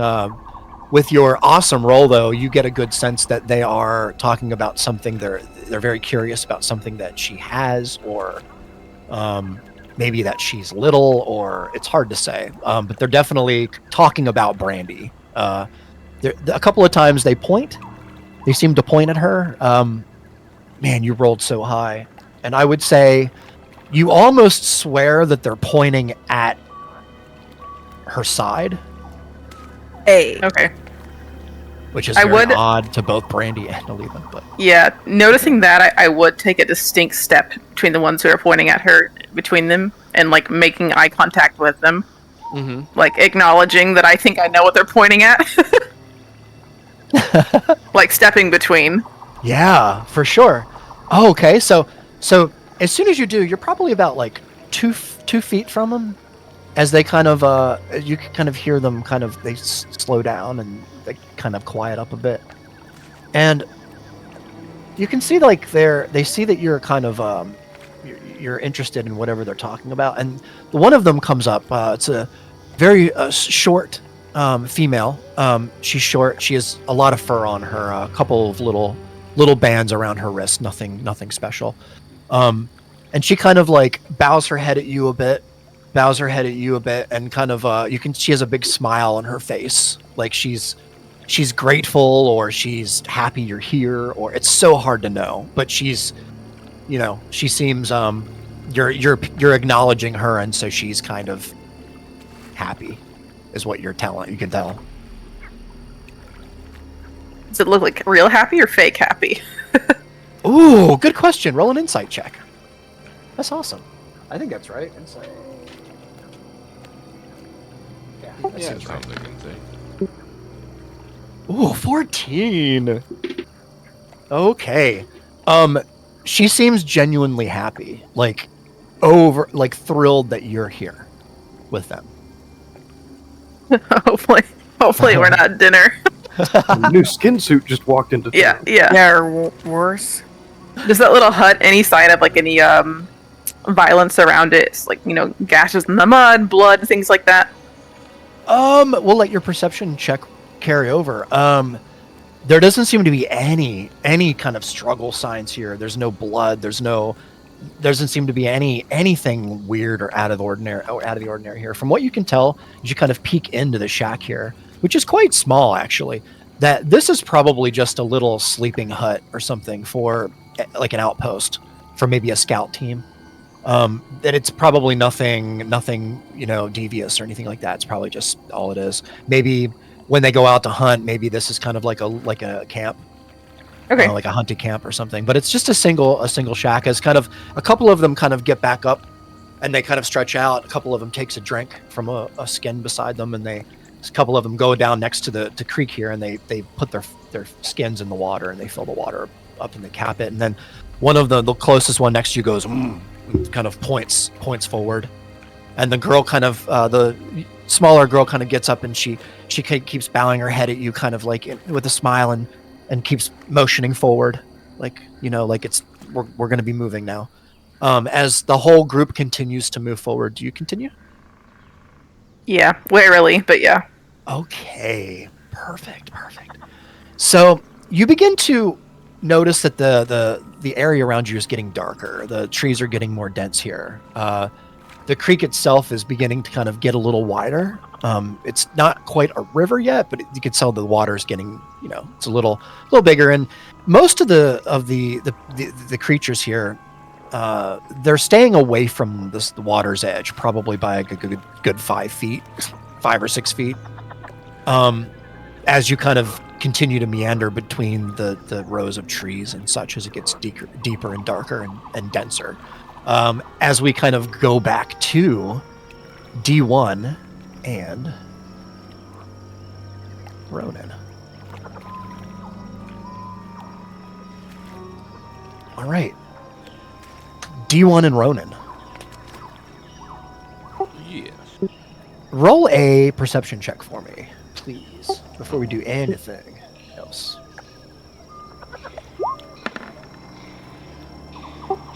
16 and a 10. 16 and a 10. Nice guys. All right. Ronan. What's up? You feel better than you did yesterday. Your stomach is settled. There's no weird cramps that you're experiencing. You don't have any hot chills or anything, or cold chills or anything like that. Cold sweats. What am I saying? Nothing like that's going on. However, there's one little thing. It's very weird to you. It's been freaking you out a little. You're getting an odd feeling, Ronan, that you're not alone, so to speak. As weird as it sounds, I know, it's an odd thing. And you've been feeling this for a couple of days now. But there's a connection to you and something else. It's almost like the feeling of, like, have you ever auditioned for anything? This is a hard example, but Nope. have you ever, like, auditioned for anything and, like, you have people watching you, like, really watching you and judging everything you do? That's what it feels like right now. And it's hard to say where it's coming from, Ronan, but it's been building for like the past couple of days. You don't feel sick. You actually feel quite good compared to how you did feel. You threw up the alligator eye that you ate a couple of days, or yesterday, the day before. Good time. It was good times. But you're getting a sense of something there. D1 also, as you sit here and you feel the humidity kind of build around you, you also can tell that there aren't any of these creatures around now, from what you can tell, around your immediate area. There's still a couple in the tree line. They're just kind of watching you. But there's not nearly as many. There's probably a group of maybe 5 or 6. And there's just that one little group that seems to be there watching you, kind of maybe 70 feet away. Okay, has Rummy got a general idea where the two girls took off to? Well, so you're still technically, Rummy is still with them, and so, the only thing with it is, and I would say roll a history check for me, D1. This is an important one too, so roll a good one. This is going to represent what you're going to remember through Rummy's eyes, since you have that ability, since you have your homunculus. Yeah. So let's see how much you're going to be able to remember. Right. That's a 12. 12. Yeah. Do you want to keep it? Yeah, I think 12. Sure. Yeah, I'll keep it 12. Sorry, I'm just taking notes here. Although when the DM asks that, you should switch. I mean, would you like to switch doors? that's awesome. Okay. I would say you're getting an idea of the direction. There's a weird kind of pathing around the ponds ahead for some reason. As well as there's a clearing. A little bit of a you know where the path into the briars are. And the path takes you right to the shack. And now that you're walking kind of past the shack, the shack is probably like a good 200 feet away from you now, D1, as they continue to move forward. You see Aliva and Brandy, they're walking. They seem totally fine from what you can tell. They're being led by probably 6 or 7 smaller of the creatures, as opposed to the larger creatures, which are predominantly in the front of the pack and in the rear of the pack. They're kind of, Brandy and Aliva are in the middle of the pack, if you will, kind of being led. And you can tell up above as you kind of fly up a little higher. We can do that if you want. And you can see the terrain here as it kind of, the elevation kind of dips down really low into a valley at one point coming up here, D1. And that's where it gets really dark. The tree line kind of becomes a lot more dense around you. And the sunlight itself is even impaired in such ways where you can see that there are flames ahead as the daytime sky ahead you becomes covered by trees and canopy. There's little braziers that's very odd. They're kind of just like, they look like big like steel plates with like kind of like some just some wood thrown on them, and they're just kind of burning on their own, like a little pile of wood. Every so often, maybe every 70 feet, there's a little brazier burning, if you want to call it that. And it's lighting the way. And you're getting kind of down into the valley now. You're just entering the valley now as you kind of look around you and you see the number within the line here of these creatures. There's probably 80 total. Something like that, possibly, as you kind of are up pretty high here. Although, Aliva, you did count 64 from what you remember. I'm going to say D1, roll a perception check for me, and we'll see if we can get a more accurate number. Okay. Perception. Ooh, another me and my 12s. Yeah, this could easily. Identical roll. You got nice 12. That's for. This could easily be like 300. This could be 90. It's really hard to know. I mean, they're ahead of you. They're behind you. It's definitely higher than 80. Okay. I'm just gonna turn to Ronan and say, I don't know. Do you want to see if we can catch up to them?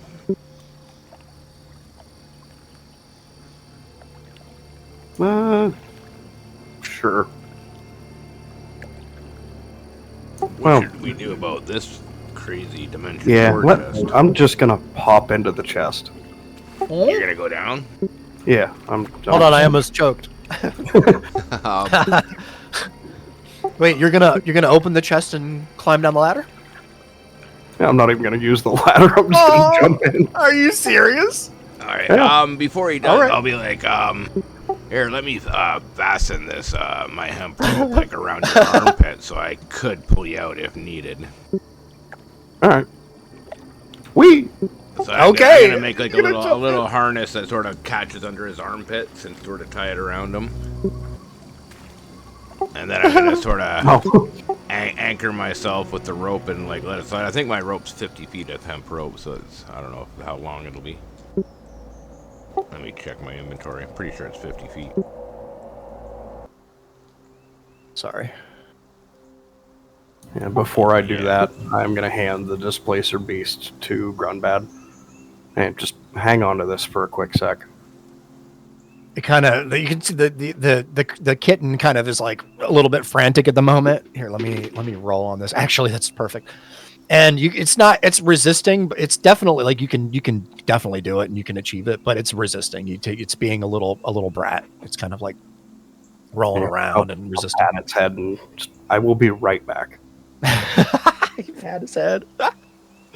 Okay, Ronan, are you just gonna hop in? Oh my. Okay, this is actually hilarious. Ronan, roll a dexterity check for me.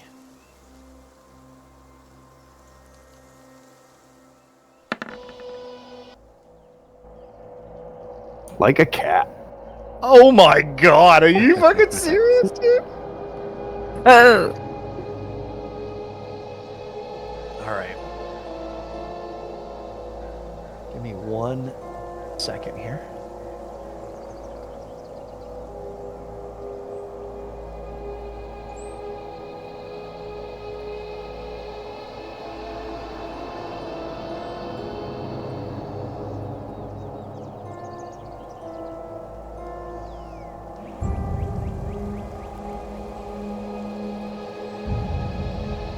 Ronan. Should be black. Yep. Good. Ronan, as soon as you jump into the chest and you pass through the surface or the membrane or whatever it is between the ladder and the darkness, for a moment you feel there's a resistance, like breaking through the surface of water. But then as soon as you do, you feel there's a coldness, there's a coldness, a dampness about the air.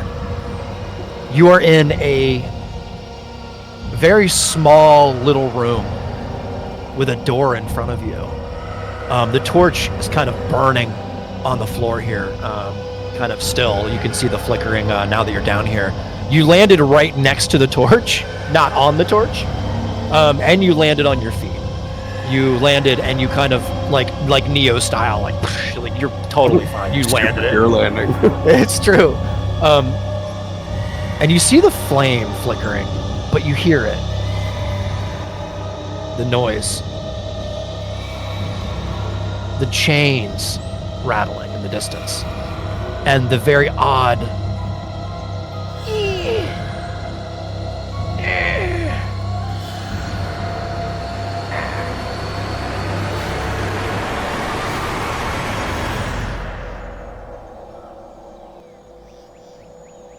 What would you like to do, Ronan?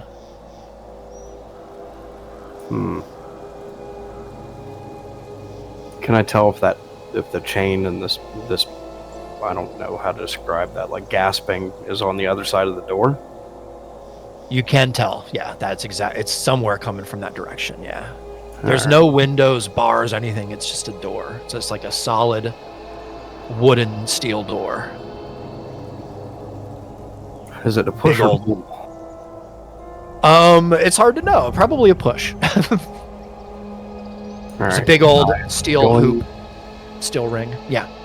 I'm gonna push it open with the glaive. You got it. You hear the door kind of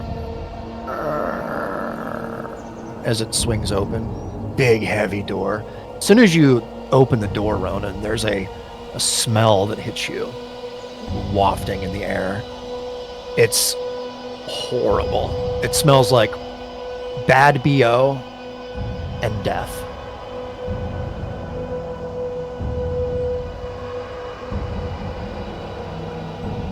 It's a long... Sorry.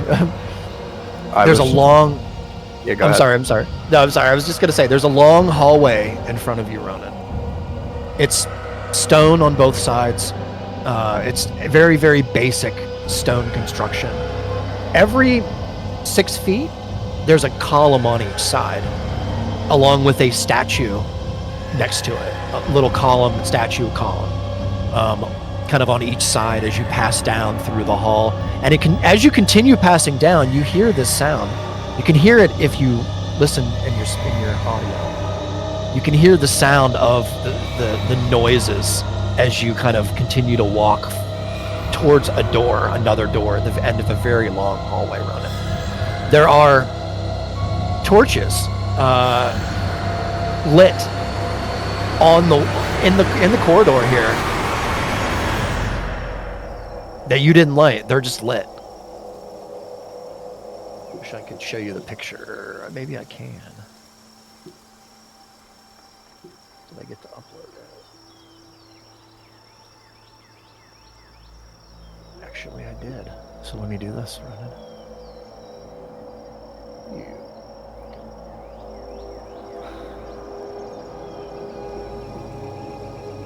Sorry.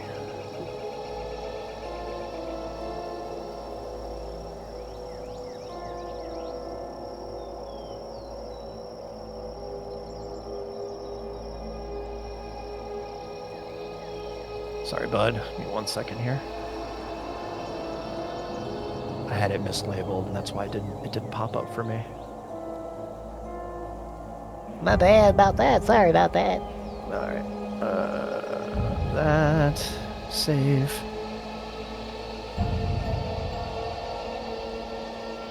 All right, here we go, Ronan. I'm sorry, bud. There. There's what you see.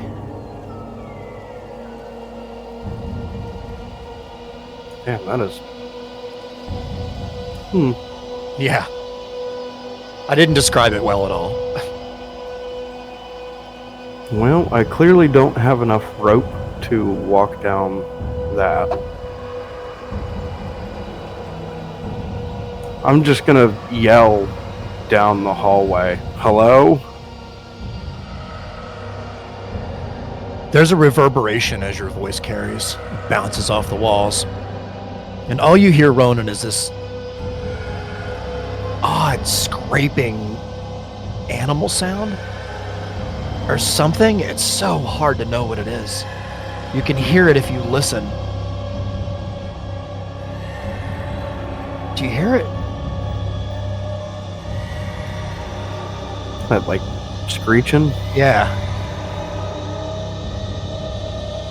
Yeah, I don't know what to make of it.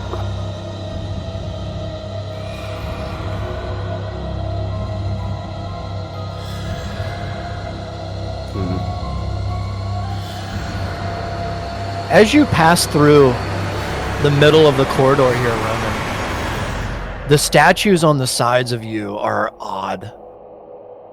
They're dressed odd. Their proportions are odd. There's depictions of jewels on some of them. There's one that you pass by. It's wearing a very large belt, and it's just covered in like the depictions of jewels and stuff all over it. It's very gaudy looking. It's wearing a crown upon its head that has these very high 3 points that are probably 3 inches high off the top of its head. Very, very like in your face. I'm the king, kind of you're not, kind of idea. And each of these statues are different. There are probably 10 of them in the hallway here as you continue walking. But you're probably nearing the end of your rope as D1 as you feel the rope kind of get a little tense at the end. Okay.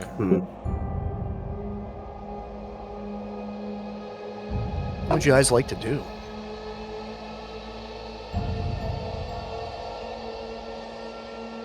I think I'm gonna holler down the hallway one more time. Just hello. Hello, hello, hello, hello. Bouncing around. There's no immediate response, Ronan. But you hear the same building over and over and over. This odd kind of scraping, kind of insectoid, kind of screaming conglomeration of sounds.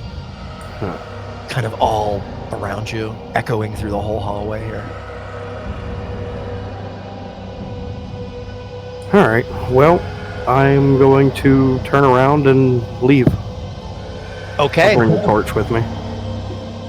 All right, Ronan. You're gonna turn around, and as soon as you begin to kind of move away from the room here, and you crawl like right back up out of the hole of the chest itself, you kind of the noises itself kind of are diminished before you hear the sounds of the swamp again. You kind of crawl up out of the membrane, and as soon as you do, the sounds from down below are completely gone. They're completely gone, and you kind of crawl up out of the chest, put your foot over, crawl out, and put your other foot over, get out of the chest completely, and you're there with D1. All right. So I seen just a very long hallway. There's How much space is down? This is a small chest. There's that much room down there? yeah, it's magic, man. You're a wizard. Like, Yeah, but I didn't expect a hallway. yeah. I mean, I'm assuming that there's more to it, but just with the amount of rope that I had and felt comfortable going and looking, and I just seen a very long hallway. There is definitely something, I want to say something living. It sounds like it's dying. It's fucking creepy as shit. I didn't want to stick around. Damn. So what's your thought? Is it worth hauling this chest around with us to explore it further? I say leave it right here. I mean, we can, like, put it up against the boat. If it's here when we come back, if we come back, great. If not, it'll be somebody else's fucking problem. You're not curious of anything down there? Or I am, but I'm not. I don't want to go back down in there half-teamed. well, yeah, I mean, from what you're describing, we should probably, if we decide, we should all go as a group next time. Yeah, I think it'd be worth checking out. Well, I can summon a disc and we can try to just push this thing along. Maybe just leave it in the town. At least that way these There you monkey go. fuckers aren't gonna steal it. Maybe we can offer it to them in trade. Yeah, you never know. Or one of them might know something. All right. Yeah, do your thing, and we'll bring that with us, and we'll head to the girls. Alright, I'll start the ritual for the Tensor's floating disc then. Oh, perfect, D1. Okay. I'll walk over to Grumbald and get my cat. Oh, got it. And you can see he's absolutely, he's dealing with this cat who is absolutely being a brat. It's hilarious, and he just gives you the quote unquote leash back, like willingly, like take it basically without saying anything. Good stuff. All right. We give Let the cat me- some more pocket bacon. Nice. The cat is absolutely not thrilled with being tied up. You can tell it wants to get away. From what you can tell, it's back. Yeah, and forth. that's exactly why you're tied up, you little shit. There are noises that it's making, obvious cat, like, which you're assuming are just young displacer beast cat noises. Yeah. Okay. So are you floating the chest? Yeah, once Okay. I have the Tensor floating disc out, I'll Yeah. me and Ronan will like pop it up on top of it and take it with us. Yeah, that sounds good. And I won't sit here and spend a bunch of your time. So we'll go ahead and we'll say as some time has passed, and we'll go back to Oliva and Brandy as you're casting the ritual here and talking between the two of you. Yeah. And we will go ahead and go back to the here. Does anyone need a quick break? I know we only have a little bit left, but does anyone need to have a quick pee or anything? Let's do that quick. Let's I just do, actually, yeah. yeah. Yeah, Let's sounds take good. a quick 5. All right, nice. Be right back. Yep, yep. Yeah, I'll be right back too.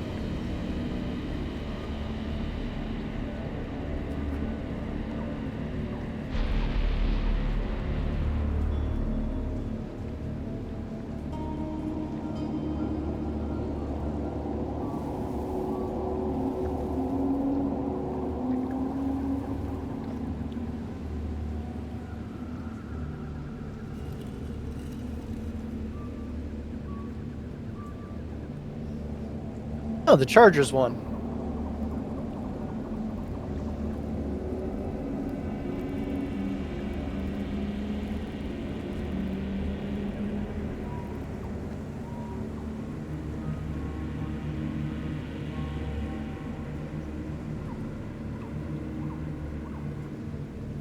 Show me the money. Come on.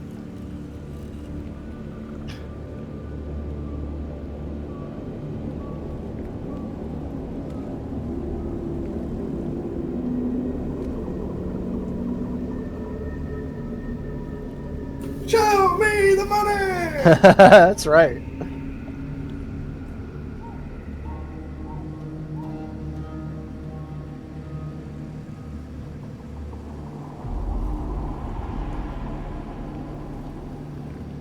Quick side note, I like that you incorporated the noise into the background track.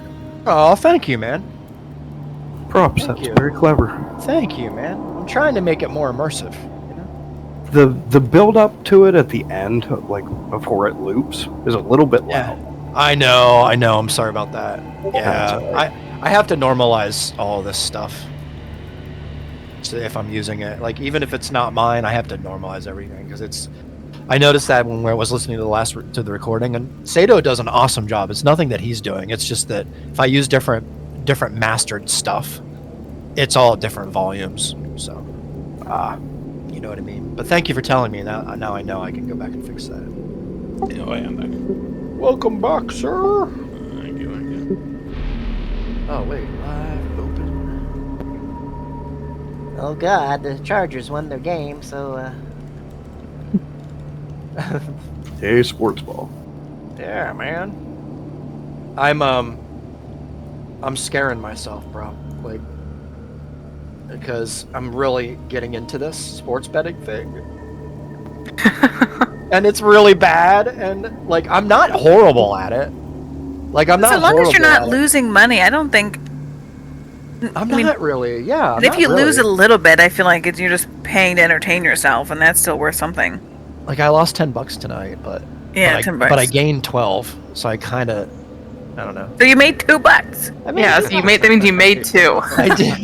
That's right. You didn't lose 10, you made 2. Yeah, but I like to Cash do money. like a bunch of little tentacle bets, you know, like instead of like a couple big bets. I don't like to really do huge bets yet because I'm not that brave yet. Riggs, But- that's called a diversified portfolio. Oh well, There you go. jeez, look at me. I had no idea.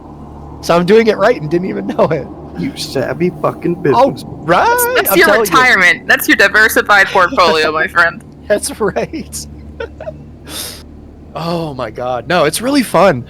A lot of these apps and stuff, they have these promotions, man, and there are so many of them that you can literally put like $5 in, make a bet, get like 150 back or whatever they're offering, and then you can use that money to make real cash off that money that they give you.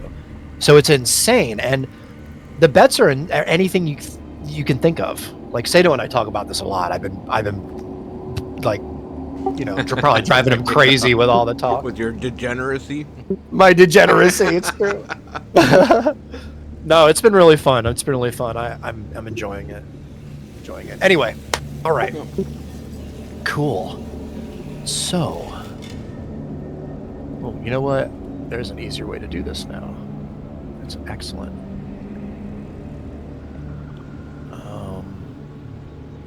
Sorry, guys. So roll 20 if you're listening. When I'm moving the banner around on the window there, and I have to like hold the mouse or the left button down while I'm scrolling to the bottom of the window so that it scrolls through all of my stuff. That's hard. Okay. Does it scroll with the arrow keys on your keyboard? For science, it does not. No, I have to like pass. So I have to hold the banner and drag the banner down to the bottom of the little window they give you, and it flies through your selections. So you have to like get lucky basically and land on the right line so you can place your banner, or you can just click on the little 3 lines there and hit move party ribbon here, which is probably what you should do. But anyway, all right. It does sound a little vexing. It's weird. I'm probably just doing it backwards. That's usually how it goes. Okay, so as as Oliva and Brandy continue through the valley here, you notice that the light kind of changes a little bit, Brandy and Oliva, and there aren't flames anymore and little braziers, and the darkness isn't bad, but there's a weird light that's shining through in front of you, through the area in front of you. It's so hard to know where it's coming from. But as you continue moving forward, you can tell it's not the sun, because the canopy is so high. This picture is really bad for it, but it's very odd. As you continue moving, you're passing by other little huts. As the line continues, you look to your right, Brandy and Oliva, and this is what you see. You see a couple of little huts, straw huts, very, very, very basic, very poor, and there aren't many. You can see the dense swamp behind them as you kind of continue forward, and as you make your way forward, you see even more kind of little settlements of these huts. As you kind of move through, there's a little stream kind of in between a couple of little settlements here. You could tell very primitive, but you could tell they're intelligent. They're able to use tools and such. Same with with some of the smoke rising from some of them that they require. You understand that they understand how to cook and such. As you continue on here, you see that the sun is now starting to beam through some of the trees, and they take you through another little clearing, and before you know it, you look out across another landscape here, and you see even more little huts kind of in another little area nestled back through another area here. As you kind of like are shown kind of all around you, that they're just settled everywhere you can see.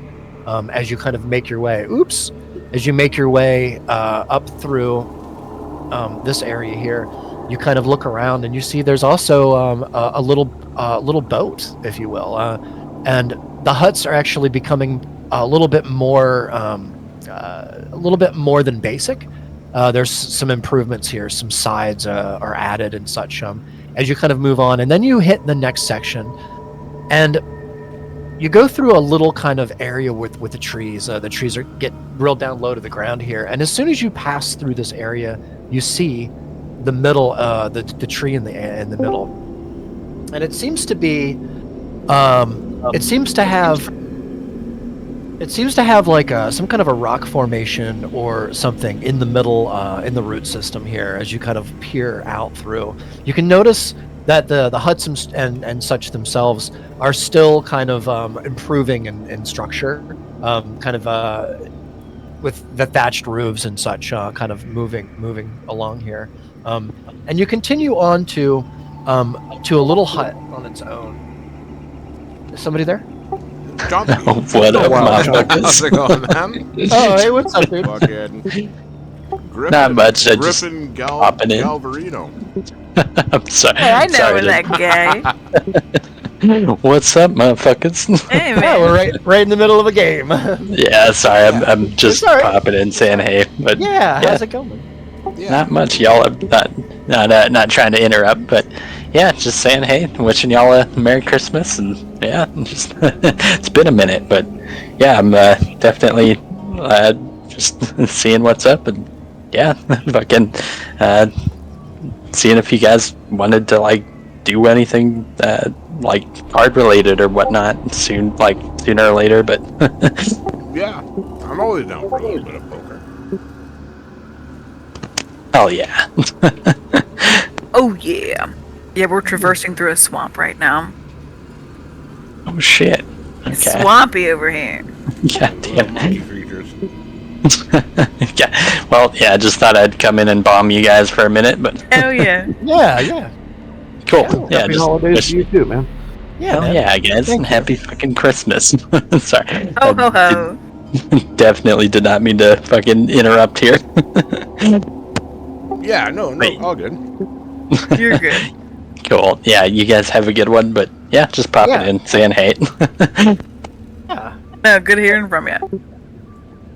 Hell yeah, guys. Alright, have a good one. All right. Yeah, have a good one. We'll Yeah, catch you no, later. for sure, John. Yeah, I'll message me later. Hell yeah, man. Holler at man. Yeah. Cool. All right. Aw, chops. Visit from Griffin. Shit, where was I? So as you're moving along through the different kind of the little settlements here, the little areas of settlements, you notice you're kind of brought to this other area where a couple of them sit down next to you. Everyone seems to be sitting down. A couple of them go up to a kind of a large pot that seems to be cooking, and they scoop a couple of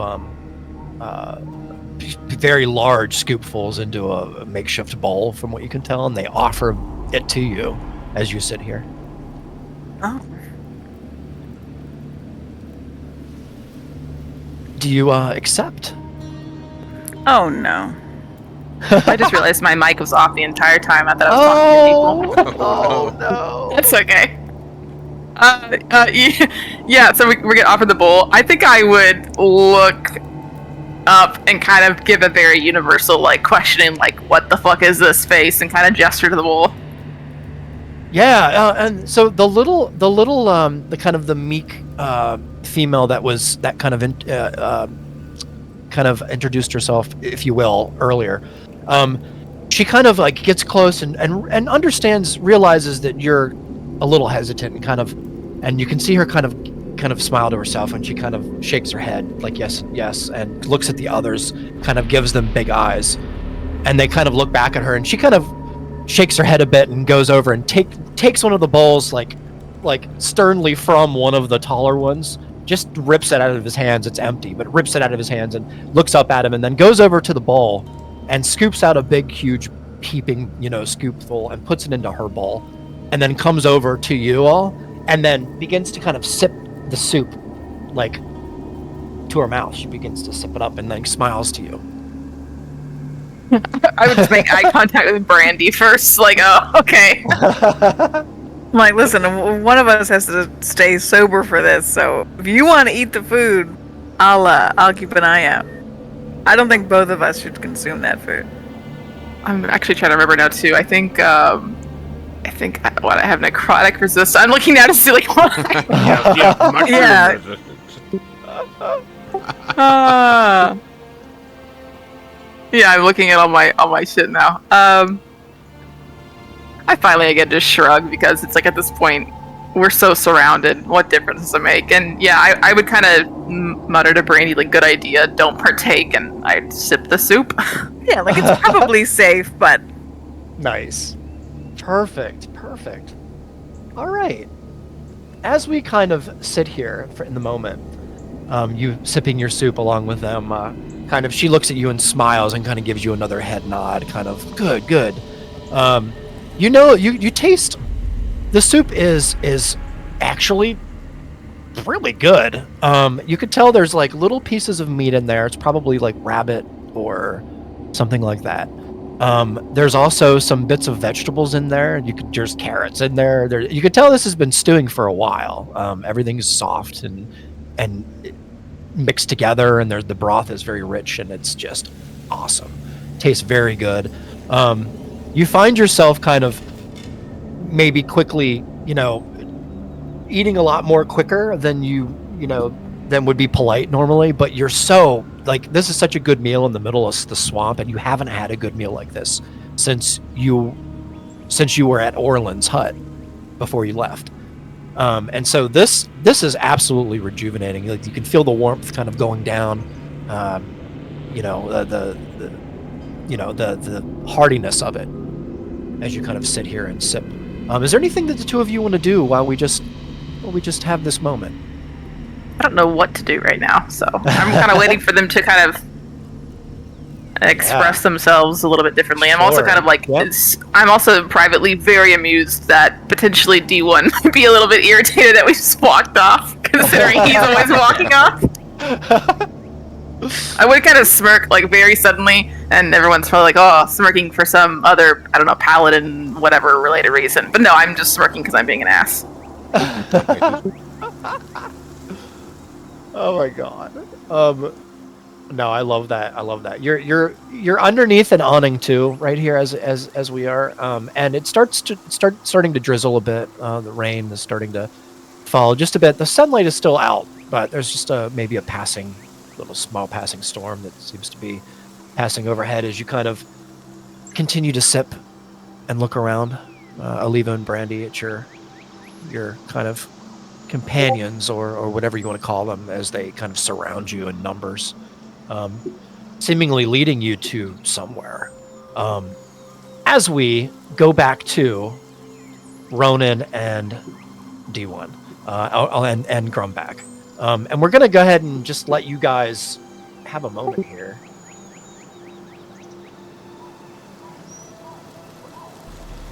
What would you guys like to do? Just turn to D1 and make conversation as I'm following him. So this chest thing feels kind of like it's got like prison vibes to it. Any idea why that would be on a ship? No, I didn't really look through any of their notes or anything, but nothing that I saw would be a reference to fucking chest with a fucking entire realm inside of it.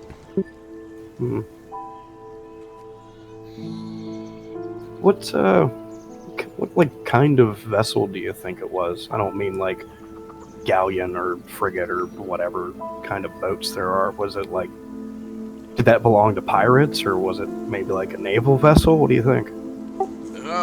That's a good question. DM? How would I know? I would say you probably do, but roll a history check just for fun. History. See how much you actually know. Let's see if you're like a smart ass about it. Here goes nothing.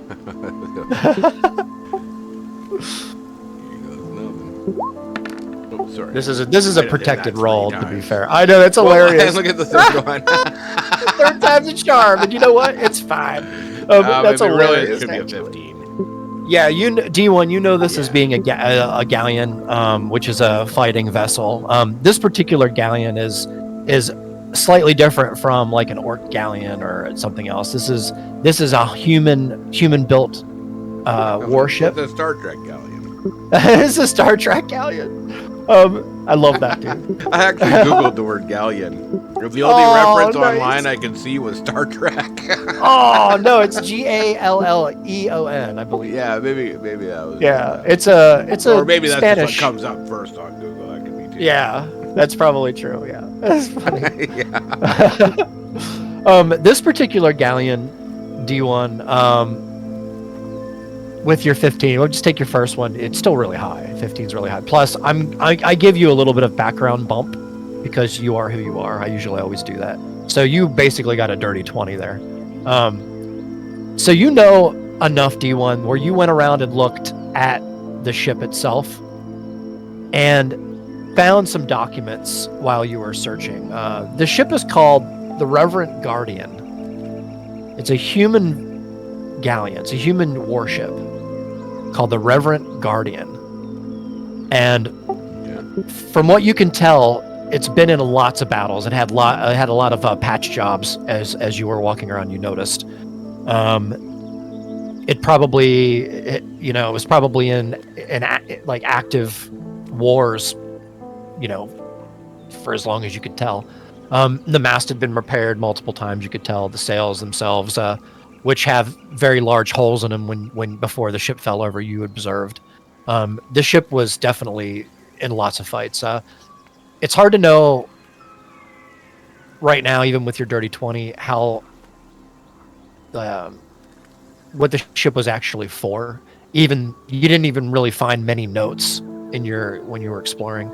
So it's hard to know. It's hard to know exactly what they were doing. But this ship, for sure, was a fighting ship, and you're assuming it's probably had something to do with the Orc War or something similar, maybe. Okay, I'll relay that to Ronan and long-winded. I'm sorry. Yeah. I'll relay. Yeah, it seems to be some sort of human war or raiding ship.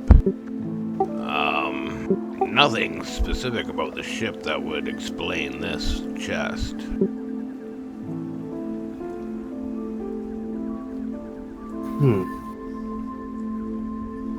We could search it for notes, but I mean, half the ship's missing, so I don't know how much luck we'll have. Yeah, I don't really think we should be fucking with it more than we've already fucked with it. Yeah, I mean, I feel like y'all got really lucky. Yeah, I took a pretty quick look, but I didn't see anything that would explain this. There were some maps, but they were just local maps, nothing of interest. The only real two things, I mean, I've seen a couple strange sights with some apparitions that seemed to, I don't know if my eyes were playing tricks on me or what, but I was seeing a cat and a figure, and so there's some, I don't know if there's some ghosts on that ship or if it's some kind of magic. But That's an interesting point, though. Yeah, it's odd. Well, I mean, if the location where the ship landed is haunted, would the haunting entity just kind of lay claim to the ship? Or do you think the entity is tied to the ship? I'm gonna say, from what I've seen and experienced while on there, tied to the ship for sure. I haven't experienced anything since I've been off, but right away on there I started seeing some weird shit, so that ship's got some weird stuff going on with it. Got some fucking juju with it. Yeah, I think so. And I don't know if it's connected to this chest that we're standing in front of, though. I don't know. Mysteries for another day. Yeah, well, drop it off at the village and haunt them.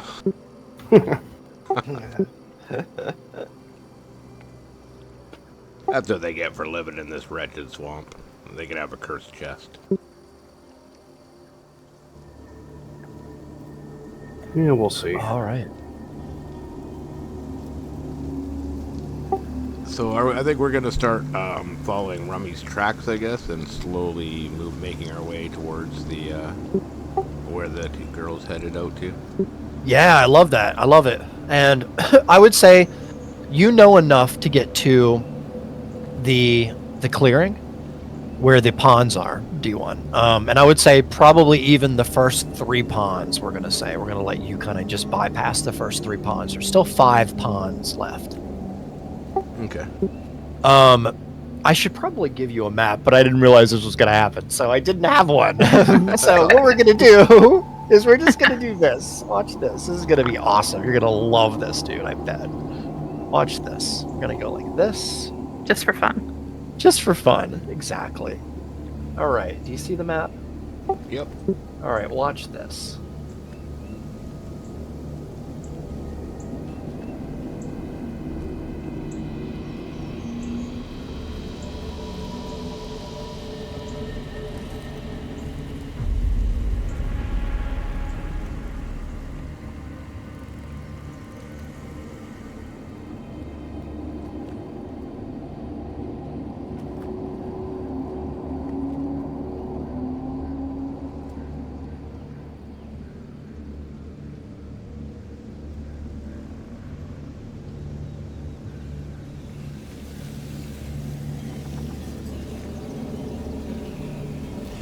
There.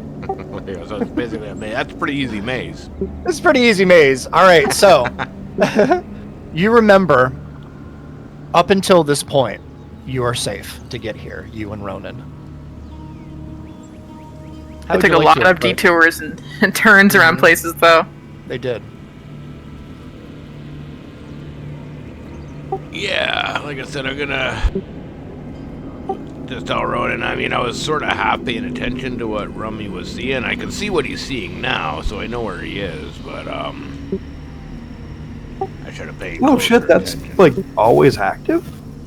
I can transfer my vision to his at any time I want. I can somewhat see what he's doing, but if I'm not paying close attention, I'm not getting it. You know what I mean? Oh god. I'm trying to think of how it would feel to have 2 points of perception in one mind. That's fucking nutty, buddy. It can be a little bit to deal with at times. You get used to it, though. I will take your word on that. It's best just to try to pay attention to one at a time. Sounds like it would be pertinent. So, DM, once we get to a point that we're not sure which way is safe, I'm gonna look for tracks. Okay. I love that. And That's I imagine Aliva in her heavy-ass plate armor left some rather noticeable ones. Are you calling me thick? Yeah. No, I'm calling your armor thick. Thick with 2 C's. And a K, yeah. It's funny. Yeah. pH. Yeah, PH. Ronan. I would say roll a survival check for me, Ronan, to look for you, to see if you can locate the track marks.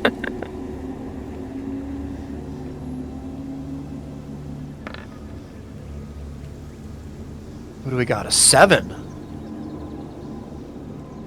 Let me do this. All right. So, Ronan, so just so you know, there is a handicap, a negative minus handicap on my end because there were lots and lots of these moving in one direction. Yeah, Ronan, you see a very, very distinct line. It's really not that hard to make out the line between the pond, at least the first couple ponds here. As soon as you get past the first couple of ponds to this point, this is where it gets really hard to see where everything is going. You see there are lots and lots of traffic in every direction here.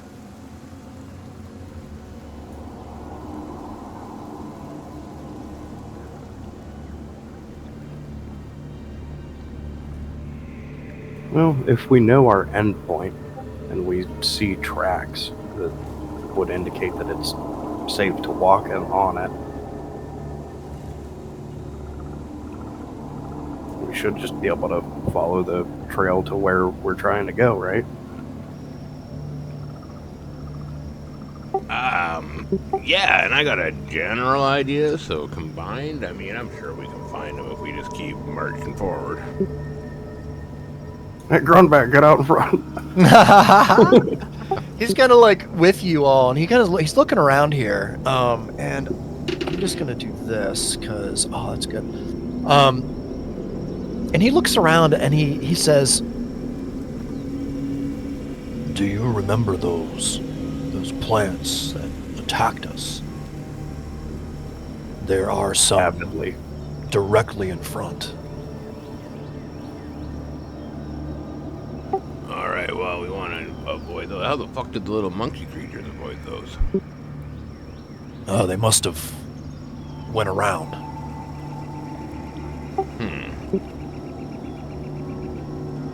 Okay, new plan. We follow the path, just looking for these fucking plants. You begin to see. Not that way. You begin to see, like, as you begin to move in this direction here, that he's right. Like, if you would have stepped in there, that would have chomped you up pretty quickly. There was probably about 30 of them in there. There's another a couple of steps here, Ronan, in front of you. Which direction would you guys like to go? Go north, east, or south? Do we at least have an idea of like which way the tracks are going and which way Ronan Well, so that's the hard part, is you don't know. Everything is so disturbed at this point, but everything is also very kind of overgrown too, so it's hard to see tracks. It's just foliage here. Like I said, I should have drawn a map for you, but I didn't realize that this was gonna happen. Well, we're gonna head north, I think. You're just gonna go north, right through the middle? I'm thinking. I'm gonna reach out with the glaive and Okay. try and, like, just get as much reach as I can, and then drag it back towards us. Yeah. Maybe clear some plants if they're there. Yeah, Ronan. I would say there doesn't seem to be any. You don't notice really any kind of disturbance. Just kind of pulls a couple of leaves and stuff along with it. The glaive does, but there doesn't seem to be any teeth or gnashing or anything like that going on. I think north is the move then. You gonna head north? Yeah, I think so. All right. So you begin to head north, and just as you kind of begin to kind of go into the high shrubbery here, that kind of goes up to a little bit past your knees, Grumback begins to kind of give you a look. We should go back. We should go back. And you hear him kind of yell quick, and that's where we're going to end the session for this evening. It worked. So, everyone, have a fantastic holiday, and we will meet back up here in 2 weeks. Oops, crap. That's great. Sorry. Sounds And we will continue. Oh yeah. So, all right. Nice job, guys. Yeah. Alright, guys, I will stop recording. All right.